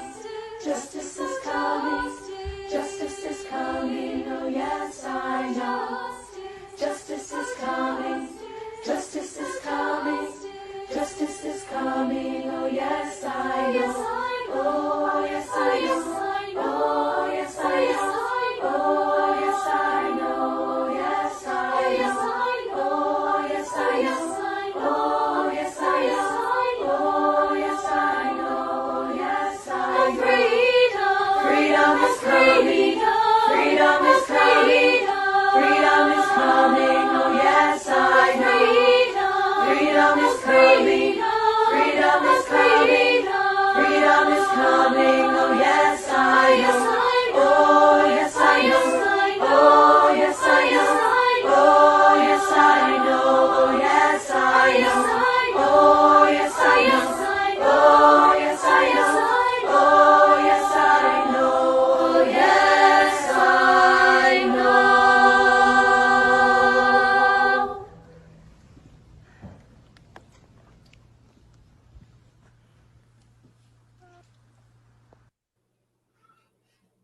All right, welcome and welcome to the program. Again, we have additional person, Mazi, Mazi Mazi Chinwe Akuz. Welcome to the program. Good evening from here. Thank you very much, Mazi Simon Epa. My name is Mazi Chinwe Akweze. It's a great privilege and honor to be in the show today to talk to Biafrans, for us to fellowship and rub minds together in issue that affects us as a nation, as a people. Thank you very much. Thank you very much. Good to have you here today. And then we're all going to be appearing on the screen. We have Madam Erewa, we have Rosemary Williams, we have Azuka, we have Mazi Ejiasi, we have Mazi Chinwe Ukeze, we have me on this show. All right, so well, how do we start? You know, it's quite interesting to have this full house today. I have been making a exposition on how the Fulani controls the natural resources in Biafra land. And one of them, is the managing director of the NNPC, the man called Mele Kayare. Mele Kayare lived in Abuja and goes to work in the Niger, in Biafra, the place called Niger Delta of Biafra, in this Bonny Island of Biafra. He's going every day from Abuja to work by helicopter. And of course, he spent a lot of money. He's one of the richest one of the richest Fulani as of today. And I was just exposing the profiles of those who work in NNPC.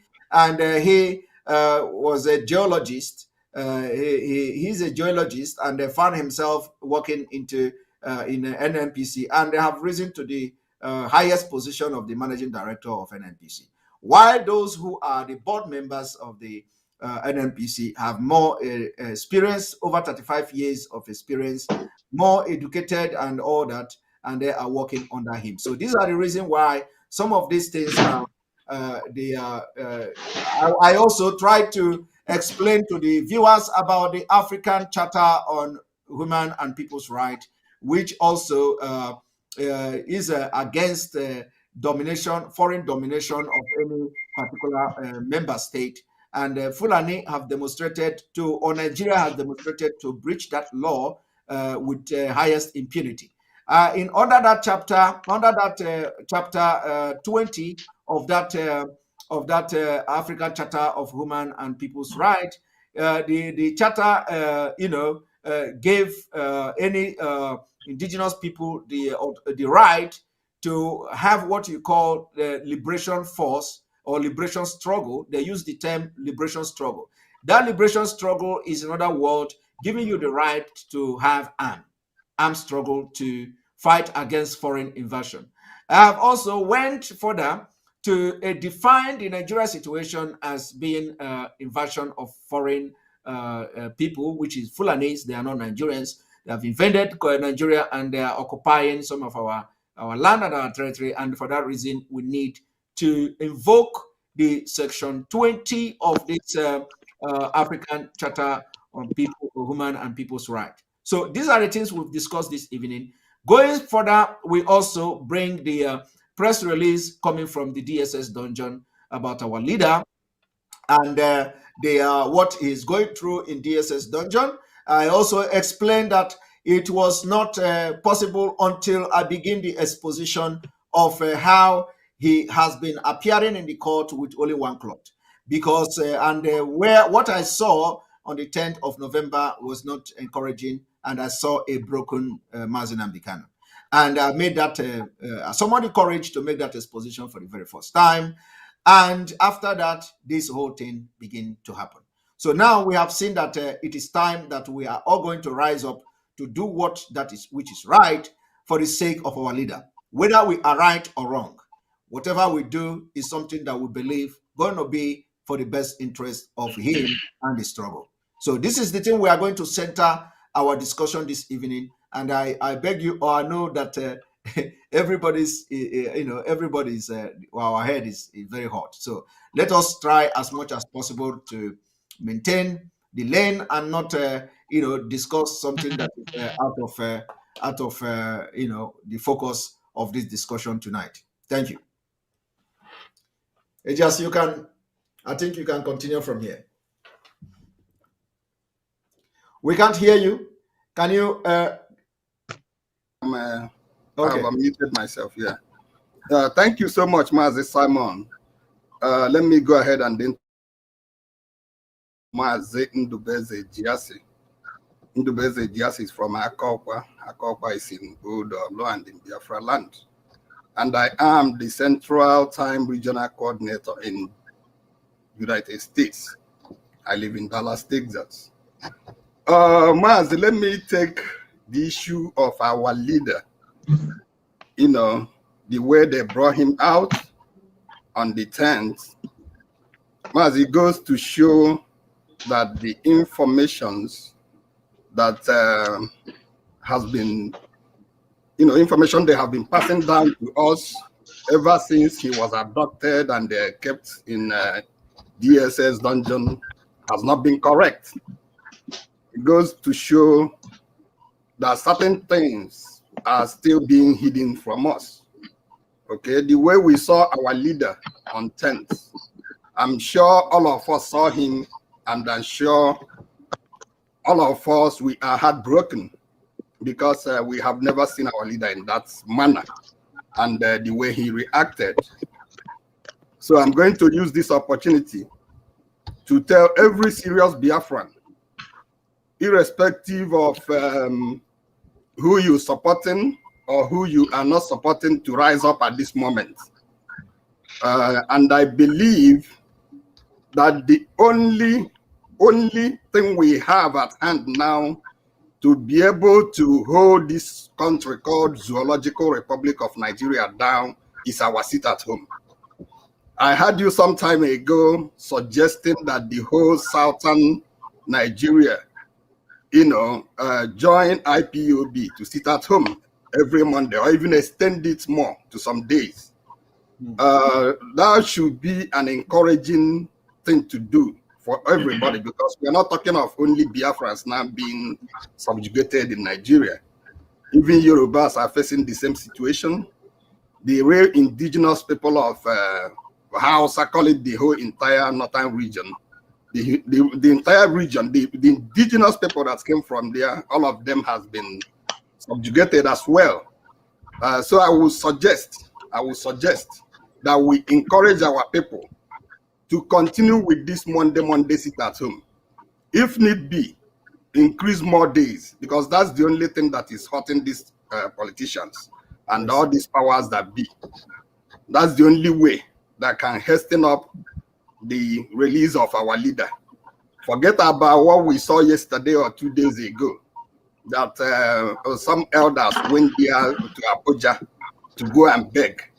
Remember, in one of our leaders' broadcasts, he has told us that you can't get anything from Fulani by begging. And we should know that by now, that begging should not be it's not the weapon we need. The weapon we need is to lock up entire South. Take this sit at home serious. If the entire South is not going to go with us, let the entire Biafra area, that entire old Eastern region, you know, join hands together and continue with this issue of sit at home. And I believe if we continue in that route, that very soon they will let our leader go. So I will stop from here and probably come on again. Thank you. Thank you very much, Ejazi, for that straight talk. The thing is that we are all now wanting that to encourage our people to continue to sit at home, as it is the only effective means of civil disobedience. It's not like, you know, when we sit at home, we save life. For those who are calling for protest and all that, we have already seen how they kill us during protest and nobody cared. So I think everybody should understand now, and this is something that we must do for the sake of our leader, Mazi Nnamdi Kanu, whether we are right or we are wrong. Now, Mazi Chinwe Akweze, welcome to the program. Let us hear your opinion as well. Yeah, thank you very much, Mazi Simon. But sincerely, I must thank you for your good work. You have always been there for Biafrans. What you are doing is, in fact, it's for a time like this. Indeed, it's for a time like this. And before we run out of this program, I want to ask you a very, very pertinent question, which I would like you to give Biafrans the answer. Now, before I proceed, let me say my name is Mazi Chinwe Akweze. I serve the indigenous people of Biafra in the capacity of the Ontario coordinator in Canada. And I'm pleased to be here. Our leader made mention of some things which each and every one of us must always remember. One of those things he has always preached in his gospel of Biafra restoration is that IPOB, Indigenous People of Biafra, is a peaceful movement. The only way we can get to our destination is for us to continue to put pressure on those who are holding us hostage. The only way we can be able to get to where we are going to is to ensure that we involve or indulge in civil disobedience. The principle of this struggle is not for us to take up arms and fight the Nigerian government. He has said it repeatedly that protest is a way of civil disobedience. And in time like this, we are not able to protest anymore in the street because the Nigerian government keep killing us. Now, we've devised another means to ensure that we must protest, and that is sit at home. Every time we are sitting at home, it's a way of protesting.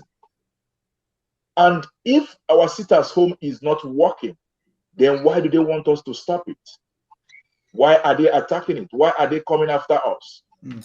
So I will encourage Biafrans all over the world to ensure that they support and continue to maintain the sit at home, especially those in Biafra land. Because when we sit at home is a way of showing the entire Nigeria and even the entire world that we, the people of Biafra, are not happy with what is going on in our land, especially the extraordinary rendition of our leader. Remember, our leader said, one day, a balloon will be blown into the air, and you'll be told that your leader has been captured, and that you should back down. Our leader asked a rhetorical question. He said, are we going to back down? Now, right now, we don't have any weapon in our hands. We are peaceful people agitating to be free from the Nigerian state. The only weapon we have in this our journey to Biafra restoration is civil disobedience. And that civil disobedience is a panacea, is a way to ensure that we continue to put pressure, not just on the Nigerian government, to the Eastern politicians who are part of our slave masters, who are also part of the team, the oppressed, the oppressor that are oppressing us as a people. So we must continue to sit at home every Monday. And we should even think of adding another day. See, God or Chukwokika is not going to look at any other thing. He's going to see how we are ready, the extent that we are ready to sacrifice. Remember, he did not promise us an easy route to Biafra. But each time we do whatever we do, we pray. We pray that Chukwokika should make us more resolute to be able to stand the pressure on our way. We are not telling anybody to come out of the streets to fight the Nigerian government. We are simply saying, sit at home. Every time you sit at home, you ensure that you are keeping yourself safe. Master Simon Ekpa, I want and I'm requesting that we, all over the world, Biafrans, should begin to think of increasing the sit at home, not just on the eastern region, not just on Biafra land. We are looking at encouraging our people who live in Lagos, who do business in Lagos, who live in Abuja, who live in Kano and Kaduna, all over Nigeria, to see a Monday, every Monday, as a day that will be set aside for a protest. Sit at home is a protest. If we employ a nationwide protest every Monday, I'm telling you that Nigeria will feel it. And they will begin to think towards having a way to reconcile and make things the way we want them, because it's going to be a pressure. Remember, a drop of water, every time it keeps dropping and dropping and dropping, gradually it's going to form a hole. Yes. That is what sit at home, and that is what pressure means. Thank you very much. I would like to stop here. Thank you very much, Mazi. I agree with you that in this kind of thing, we need to step up the game. Having sit at home extended to other part of Nigeria is a welcome development. The only reason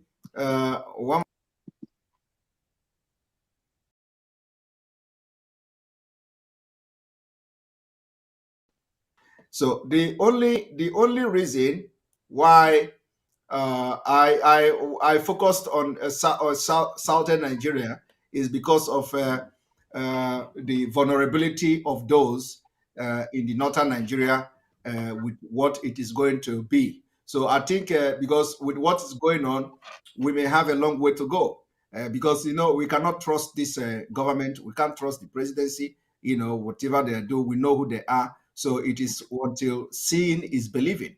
So that is my own. My own is that seeing is believing. So when I see, I believe. So for that reason, the northern Nigeria is going to be very hostile to our people if they begin to sit at home. So we first of all try to introduce it to the people in the southern Nigeria, from the entire Biafra south and up to the southwest of Nigeria. So let it be first of all southern Nigeria, and then we can gradually, if something is not working well, we can gradually move it to the middle belt, and then we go from there. Because if we say all over Nigeria now, it may be a very hostile situation for those in the north. So I think from the southern Nigeria first, and then we are looking at our Yoruba brothers to join us. Because once they join the sit at home, my brother, it is the end.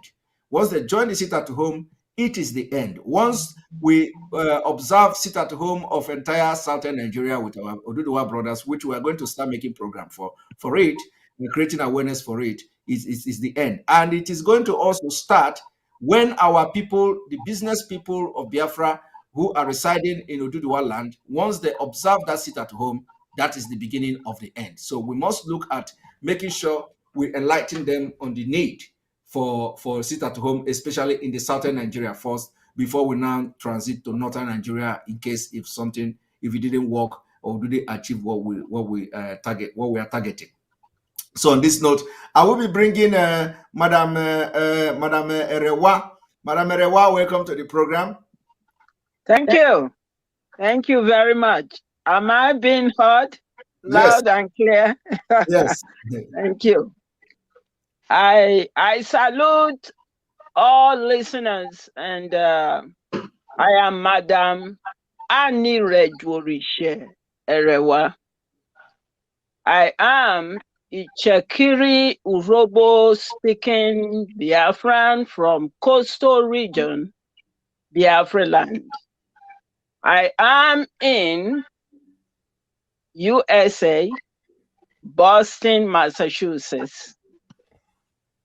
And I am here to speak and in support of sit at home. Because in this world where we are, everybody have got some kind of a weapon. You may have, Nigeria has a weapon that they can fire from any angle to take life and cut life short. And as we can see, millions of Biafrans, if you come to know the truth, you'll be shocked how Biafrans have been persecuted in that contraption. A contraption that a stranger came from Britain, a mercenary, came to create, and then brought another stranger that they call cabals, nomadic cabals. They are Fulani herdsmen, and they are killing people. And Biafrans are suffering on account of what? Your own resources is what they are killing you for, killing us for. So, the only weapon we have, if you go on the street, like Mazi said, they come and kill you. But the weapon we have as Biafrans is sit at home. Forget about these Fulefus who are going to beg. Could you imagine that? Think about it.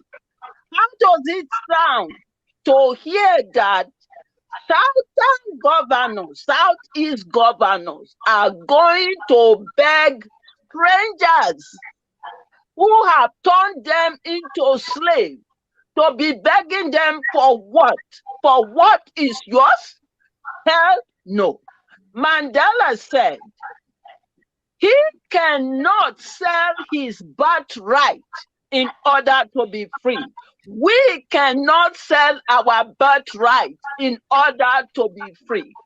These Southeast governors are selling their birthright, and they want to sell the birthright of Biafrans for their own self-gain. So, our leader is a British citizen. He traveled on a British passport. Somehow, this rendition brought him to DSS custody, and he's there. We miss his voice. We miss him. We miss all. We appreciate and thank God for the sacrifices he has given. He sacrificed so much, and he taught us so much. He made us to open our eyes today to know that we are Biafrans. And let me tell you, we who are coastal, and I hope coastals are listening to me, we who are coastals are the most deceived. You know why? They so deceive us that we didn't even know that we are Biafrans. We always think Biafra to be rebel, to be something. They made us to hate Biafra, but thank God for our leader.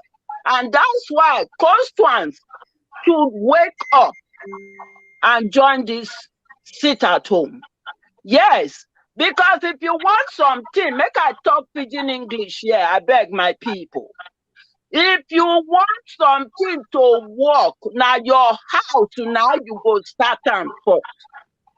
Then when you start them for your house, other people could see them, then go begin to see, say you serious. But when we not join, it be like he say we did, but we not did. No. Any constituent, when he go still talk, who say he not be Biafra, he not be Eastern region, then now who you be? You not be Western region. If you ask a constituent, are you Western region? The answer is no. If you ask a constituent, are you Northern region? The answer is no. And there are 3 regions, right? So, forget about South, and all that when they call us. Join the sit at home, wake up. Our leader don't suffer for us.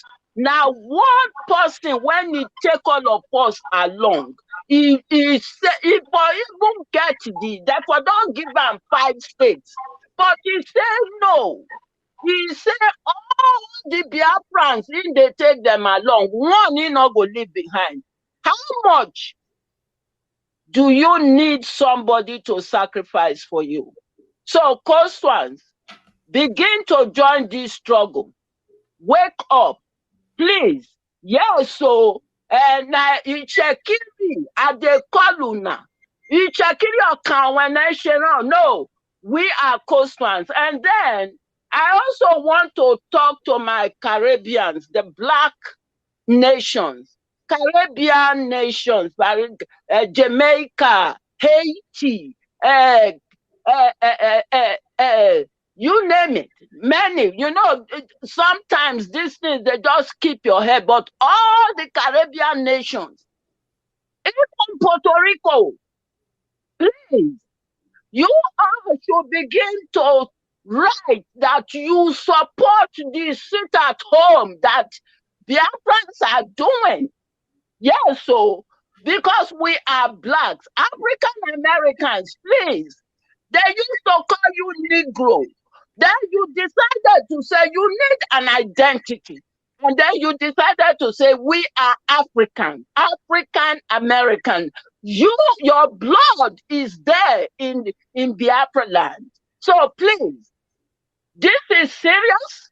We need our freedom. We want our leader to be released unconditionally. Forget about all these things that the Southeast governors are doing that led to the extraordinary rendition because of election. Forget all of that. And forget about them tippy-toe to go to beg. Please, wake up, Biafrans. It is the will of the people. And the will of the people must stand. The will of the people must be respected. And the will of the people are saying, we are sitting at home. And as they talk so, make una join me to say, we are sitting at home every Monday. And of course, May 30th, Hero and Heroines Day, we are sitting at home. Oh, yes, so make I stop here. And I thank you for giving me this room to come here, opportunity to just say a word or two. I can go on and on, but make I stop here for my fellow comrade to also share their message. Thank you so much, Mazi Simon.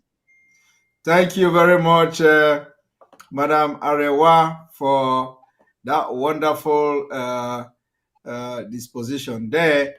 And of course, on this note, we are going to bring you Madam Rosemary Williams. Welcome to the program. Thank you, Mazi Simon.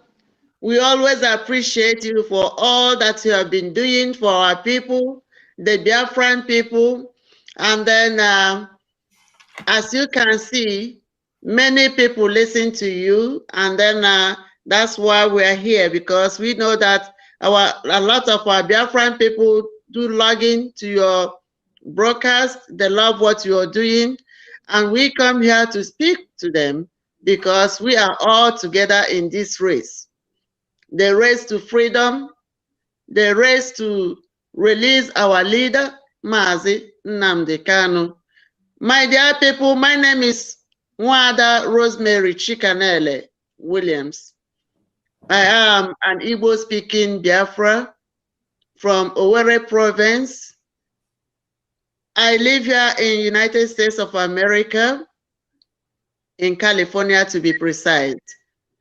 I am the regional coordinator for Pacific Zone, and we are here today to bring to your notice that the people in this panel today are the North American family.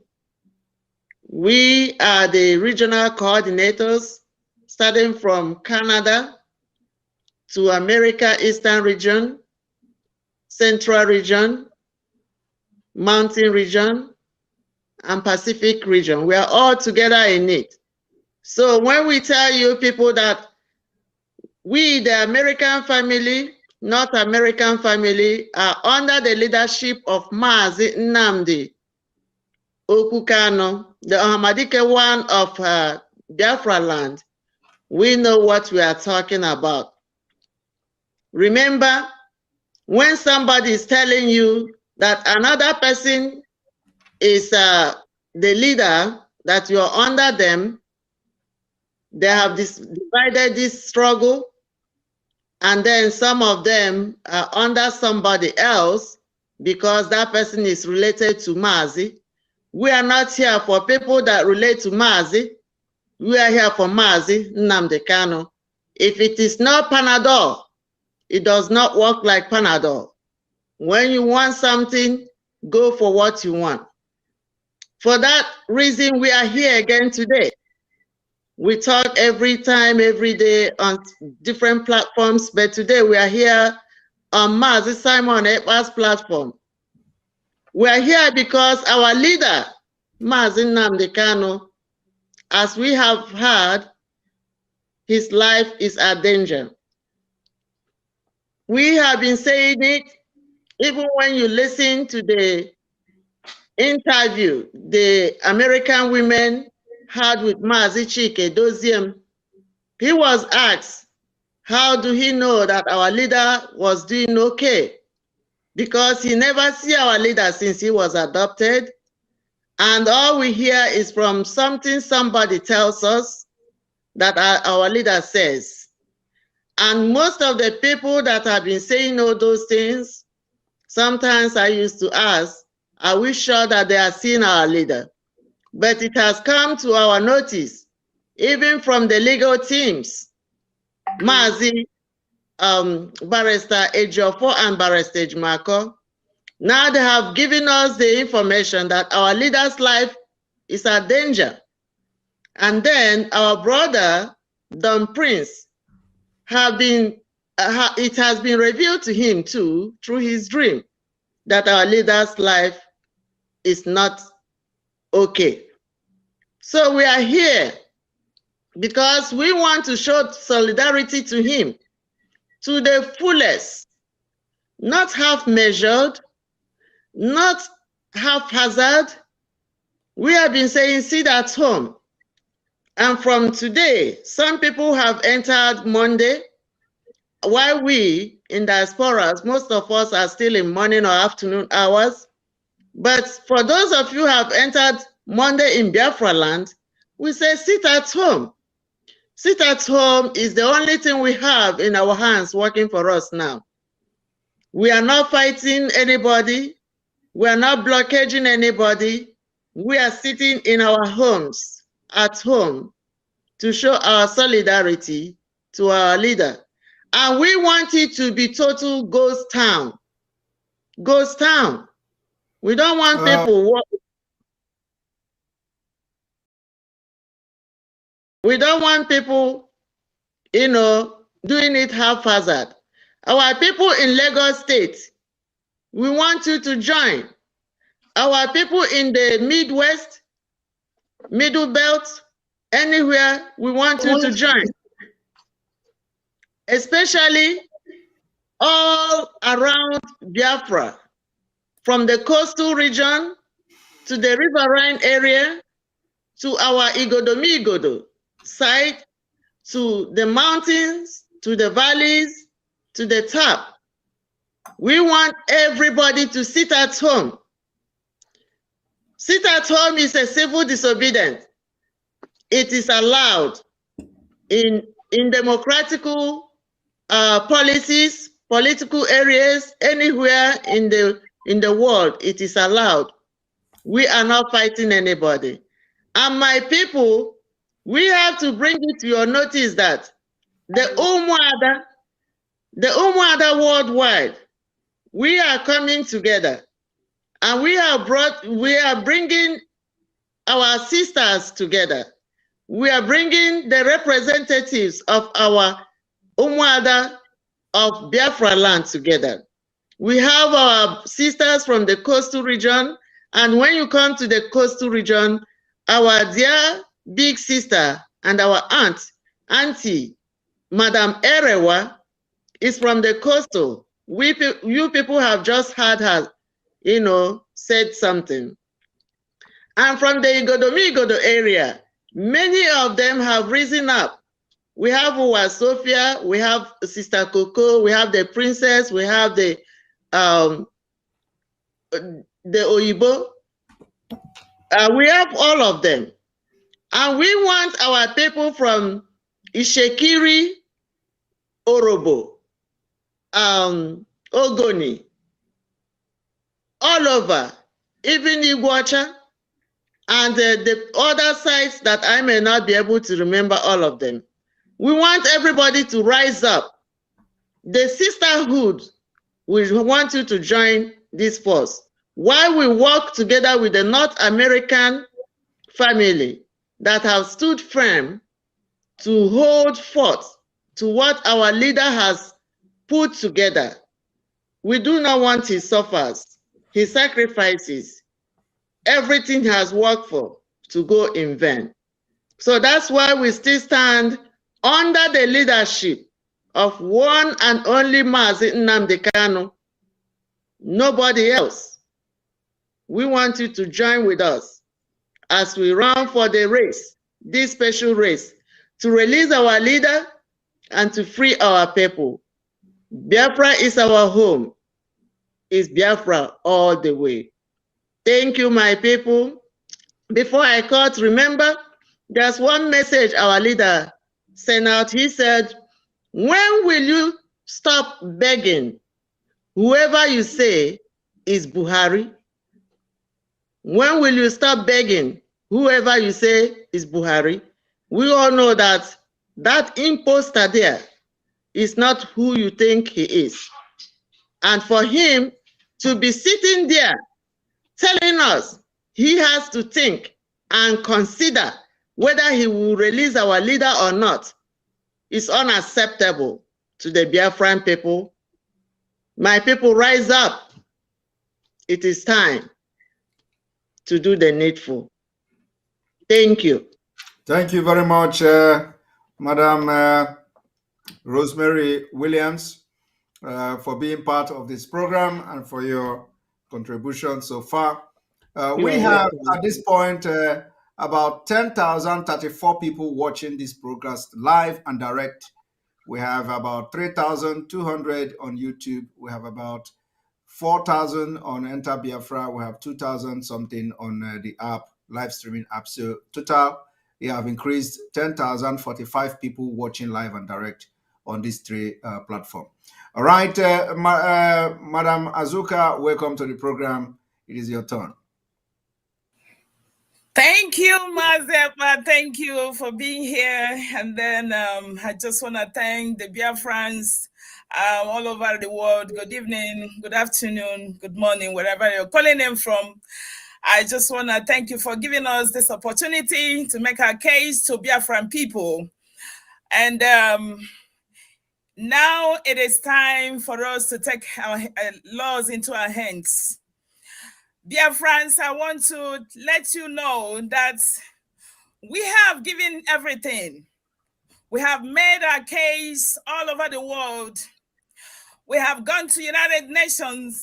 We have gone to United Kingdom, United States included. We were able to let them know what our people are suffering, all the inhuman treatment, all the marginalization, all the torture, and everything that has to do with inhumanity that our people has witnessed.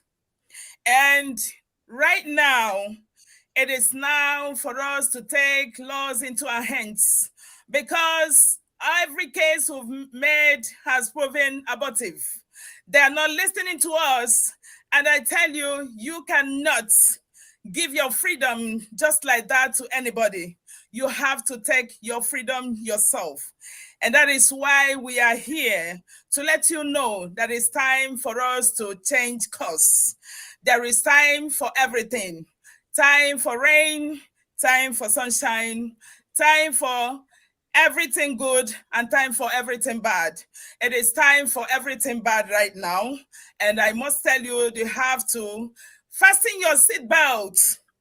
We are taking another dimension, because I tell you that when Mazi Nnamdi Kanu was preaching to everybody, he was not looking at Biafra alone.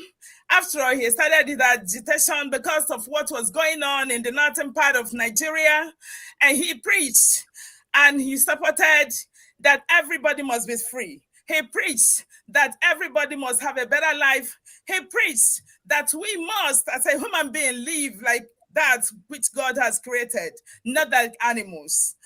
But what have they done?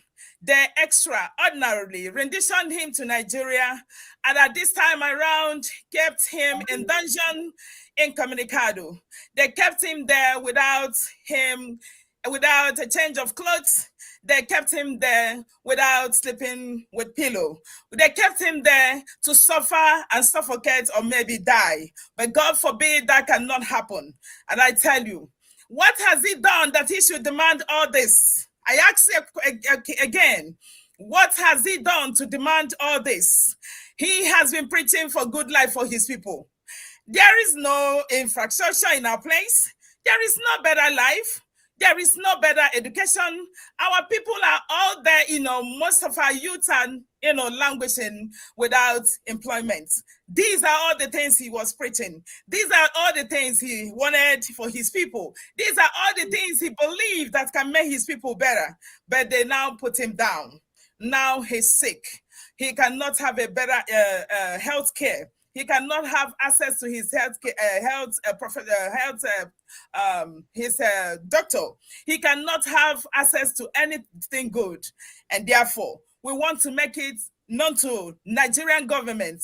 Not only Nigerian government want to get this message across the world that we are no longer in the state of agitation, we are moving it down to liberation. We want Biafran people to be liberated.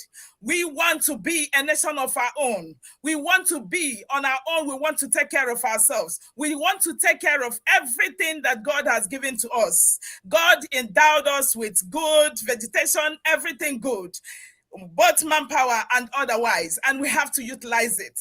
Now, what is going on is not different from what Nigerian government have been doing. But worst part of it is that they are in cahoots with our governors, the Southeast governors, and all so-called politicians and quotes, and they are now taking advantage of everything from our people, from our place. And now I want to let them know that this cannot happen again. We want to let them know that our people are now taking laws into their hand. We are now ready to go. We are now ready to take laws into our hands. And that is why we are calling for all the Biafrans to now stand, take faith, your destiny into your hands, not to take laws into your hand. To take faith into your hands, not to take laws into your hands, because what you do today will determine your future. What you do today will determine your future generation. What you do today will determine how your children will live. If you die today and your children are not living better, what have you achieved? It's a portion to a man to die once, and that is the stage we are. So we want liberation of our people, and we want to encourage you guys that the only power you have in your hands is only sit at home. Because when you sit at home, you'll be able to ground the economy of Nigeria into nothing. And they will come to a roundtable conference to be able to discuss with you. And not only that, Nnamdi Kanu will not be in that prison, because what they're thinking now is to keep him there until 2023 election. That cannot happen. That is a promise from Umuada Biafra that will never happen. Release our leader and release him unconditionally. That's all we are demanding for. Release our leader and release him now. That's what we want. So Biafrans, I just want to appeal to you and urge each and every one of you, from tomorrow, sit at home. Monday, sit at home. Do not let everything shut down. Even those living in Lagos, you know you're capable of doing this. You know you have gotten it. I know the people of Ambazonia who have, done their own, at least they have gotten freedom, at least 60 to 70%. They have secured their regions, but I think about 30%. What are we doing? Why are we still giving our power to these people that have not been able to give us any good thing? What are we giving our power to people that doesn't care about us? They only care about themselves. They take everything, go to take their money and then get to abroad and then develop themselves, and at the same time take their children abroad to have better education. But you are languishing without any good life. So it is now for us to take this fate into our hands. Thank you guys so much. Thank you very much, Azoka, for that wonderful speech and contribution there. I don't know whether, everybody have touched actually most of the things that needed to be said. I don't know whether there is any other thing that you want to share to Biafra people, considering the fact that we have just we have spent about almost 4 hours. I have been on the program. I have been live before you people came in. So if any other person want to have something else to say, which I believe, I don't know whether there is, because you have touched almost all the area. The most important thing is that tomorrow, sit at home. We have to make sure that Biafra sit at home to, let it continue like never before, and gradually we will see that happening in entire Nigeria, where Biafra people have their businesses. So we are looking at that from the Yoruba land and all that. So, Madam Rosemary Williams, so you can go ahead if you want to say. Yes, thank you for this extra time to check if we have something. And when we say something, our people, you should know that we mean what we are saying. We may be coming slow, but we are not sleeping. We are fixing things. Number one, I just want to call on the Vice President of United States of America, Madam Mrs. Kamala Harris. Mrs. Kamala Harris, the Vice President of America, I greet you. I respect you. I honor you. You are a good woman, and you're a prestigious woman, and that's why America have chosen you to be the first women vice president of this great nation. And it's in your generation, in our generation, that you have been chosen to be the vice president of this great nation, this great country of United States of America. And ma'am, I'm calling on you to let you know that there is a genocide going on in Biafra land. Biafra is the eastern region in Nigeria. And Nigeria is part of the United Nations. And Nigeria has a treaty signed recently with the United States of America. And for some reason, Nigeria has been removed from one of the countries that are persecuting Christians. I do not know why, but ma'am, I wanted to check if you did ask questions, or if you know that there is a genocide, that there is an entire race, Biafra, that are facing extermination in this our present generation under your watch and the president, President Joe Biden. And I call on the United States congressmen and women. You people know what is going on, and you can never pretend that you do not know. So we bring it to your notice. I know some of you do watch all these broadcasts that we put out there. So that's why what I wanted to bring to you, the United States of America, because we are Biafran Americans and we live here in the United States of America. And we live in Canada. And we live around the globe.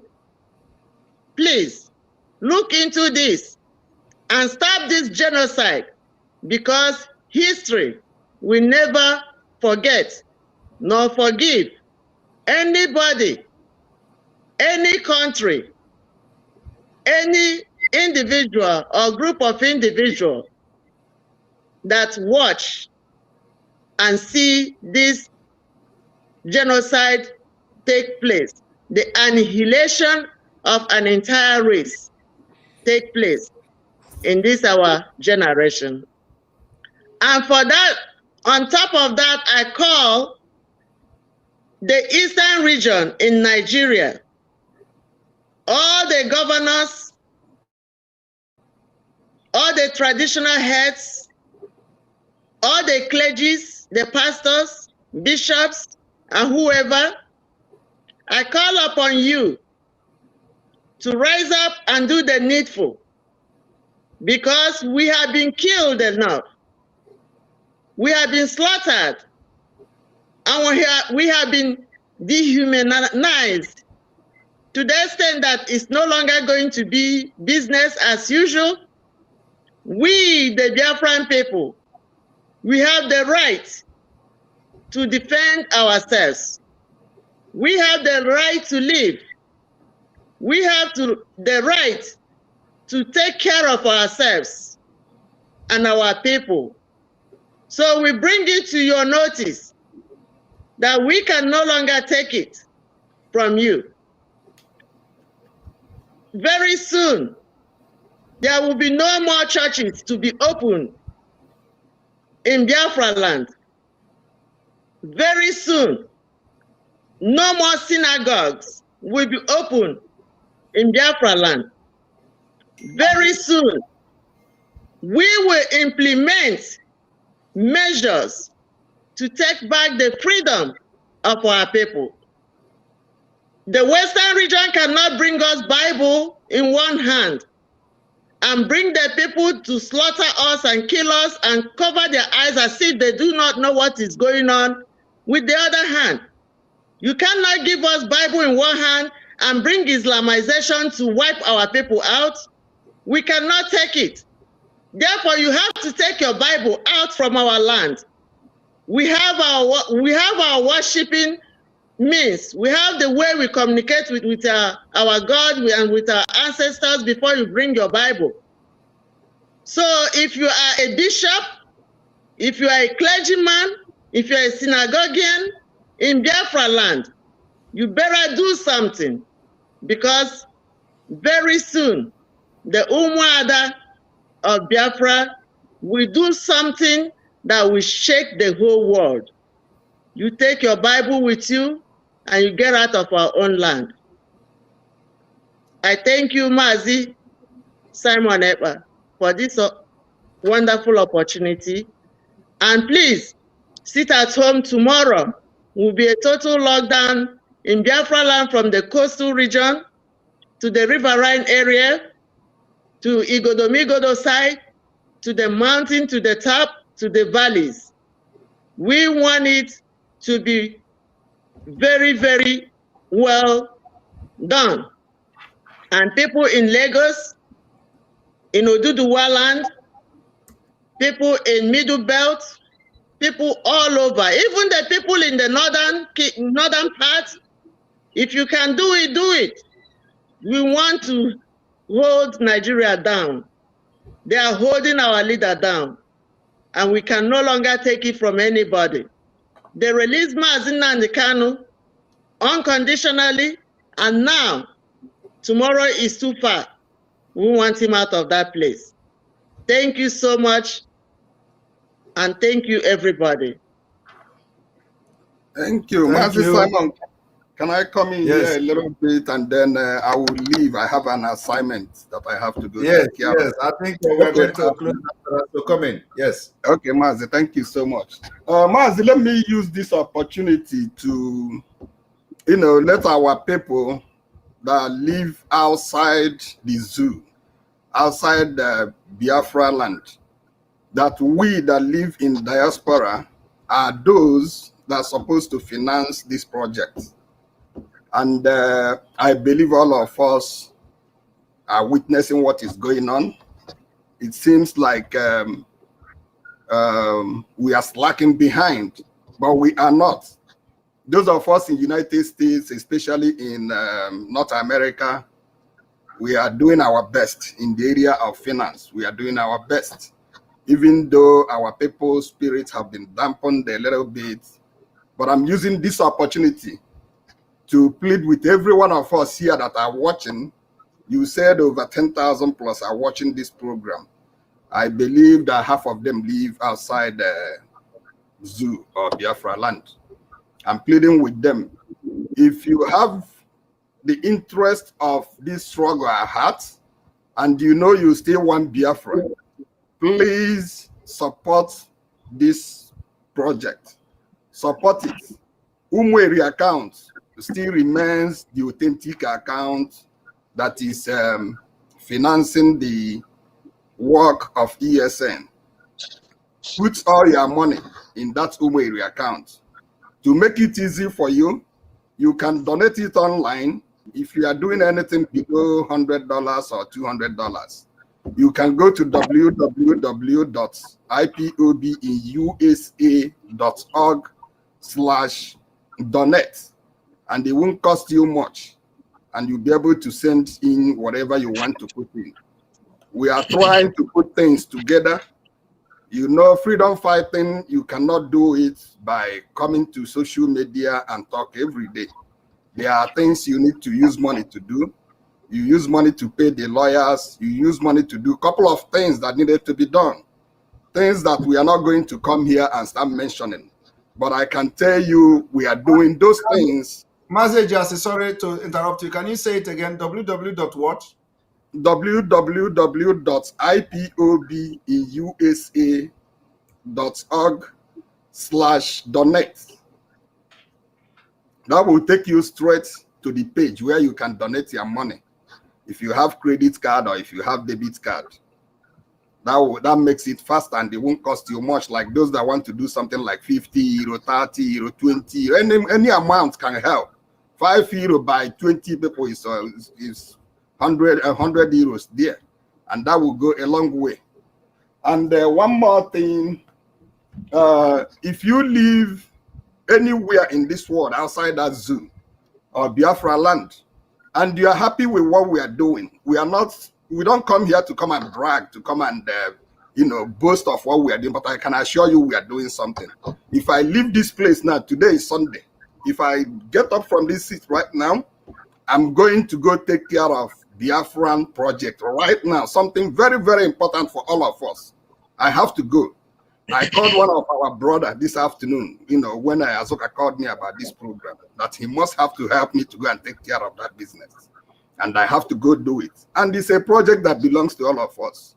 I mean, I cannot sit in my comfort over here and watch our people being murdered in cold blood. We have to find a way to safeguard them. And we are doing that. And for you to help us, please chip in anything you can. And then if you live outside Zoo or Biafra land, and you are interested to join us in what we are doing, we are not trying to work against anybody. But what we are doing is what our leader asked us to do. You can contact Simon Ekpa, depending on the country where you are. Just contact Simon, give him your number. We are going to reach you if you want to work with us. And also, Nsema is doing a good job. You can contact Nsema if you don't want to contact Simon. Nsema is doing a good job. I saw his program this afternoon. Contact him, give him your number. Nsema will reach us either through any of us or through Nelly. But all of us here, we are ready to work with our people, no matter where you live in this world and you want to participate in what we are trying to do. And remember, that's one way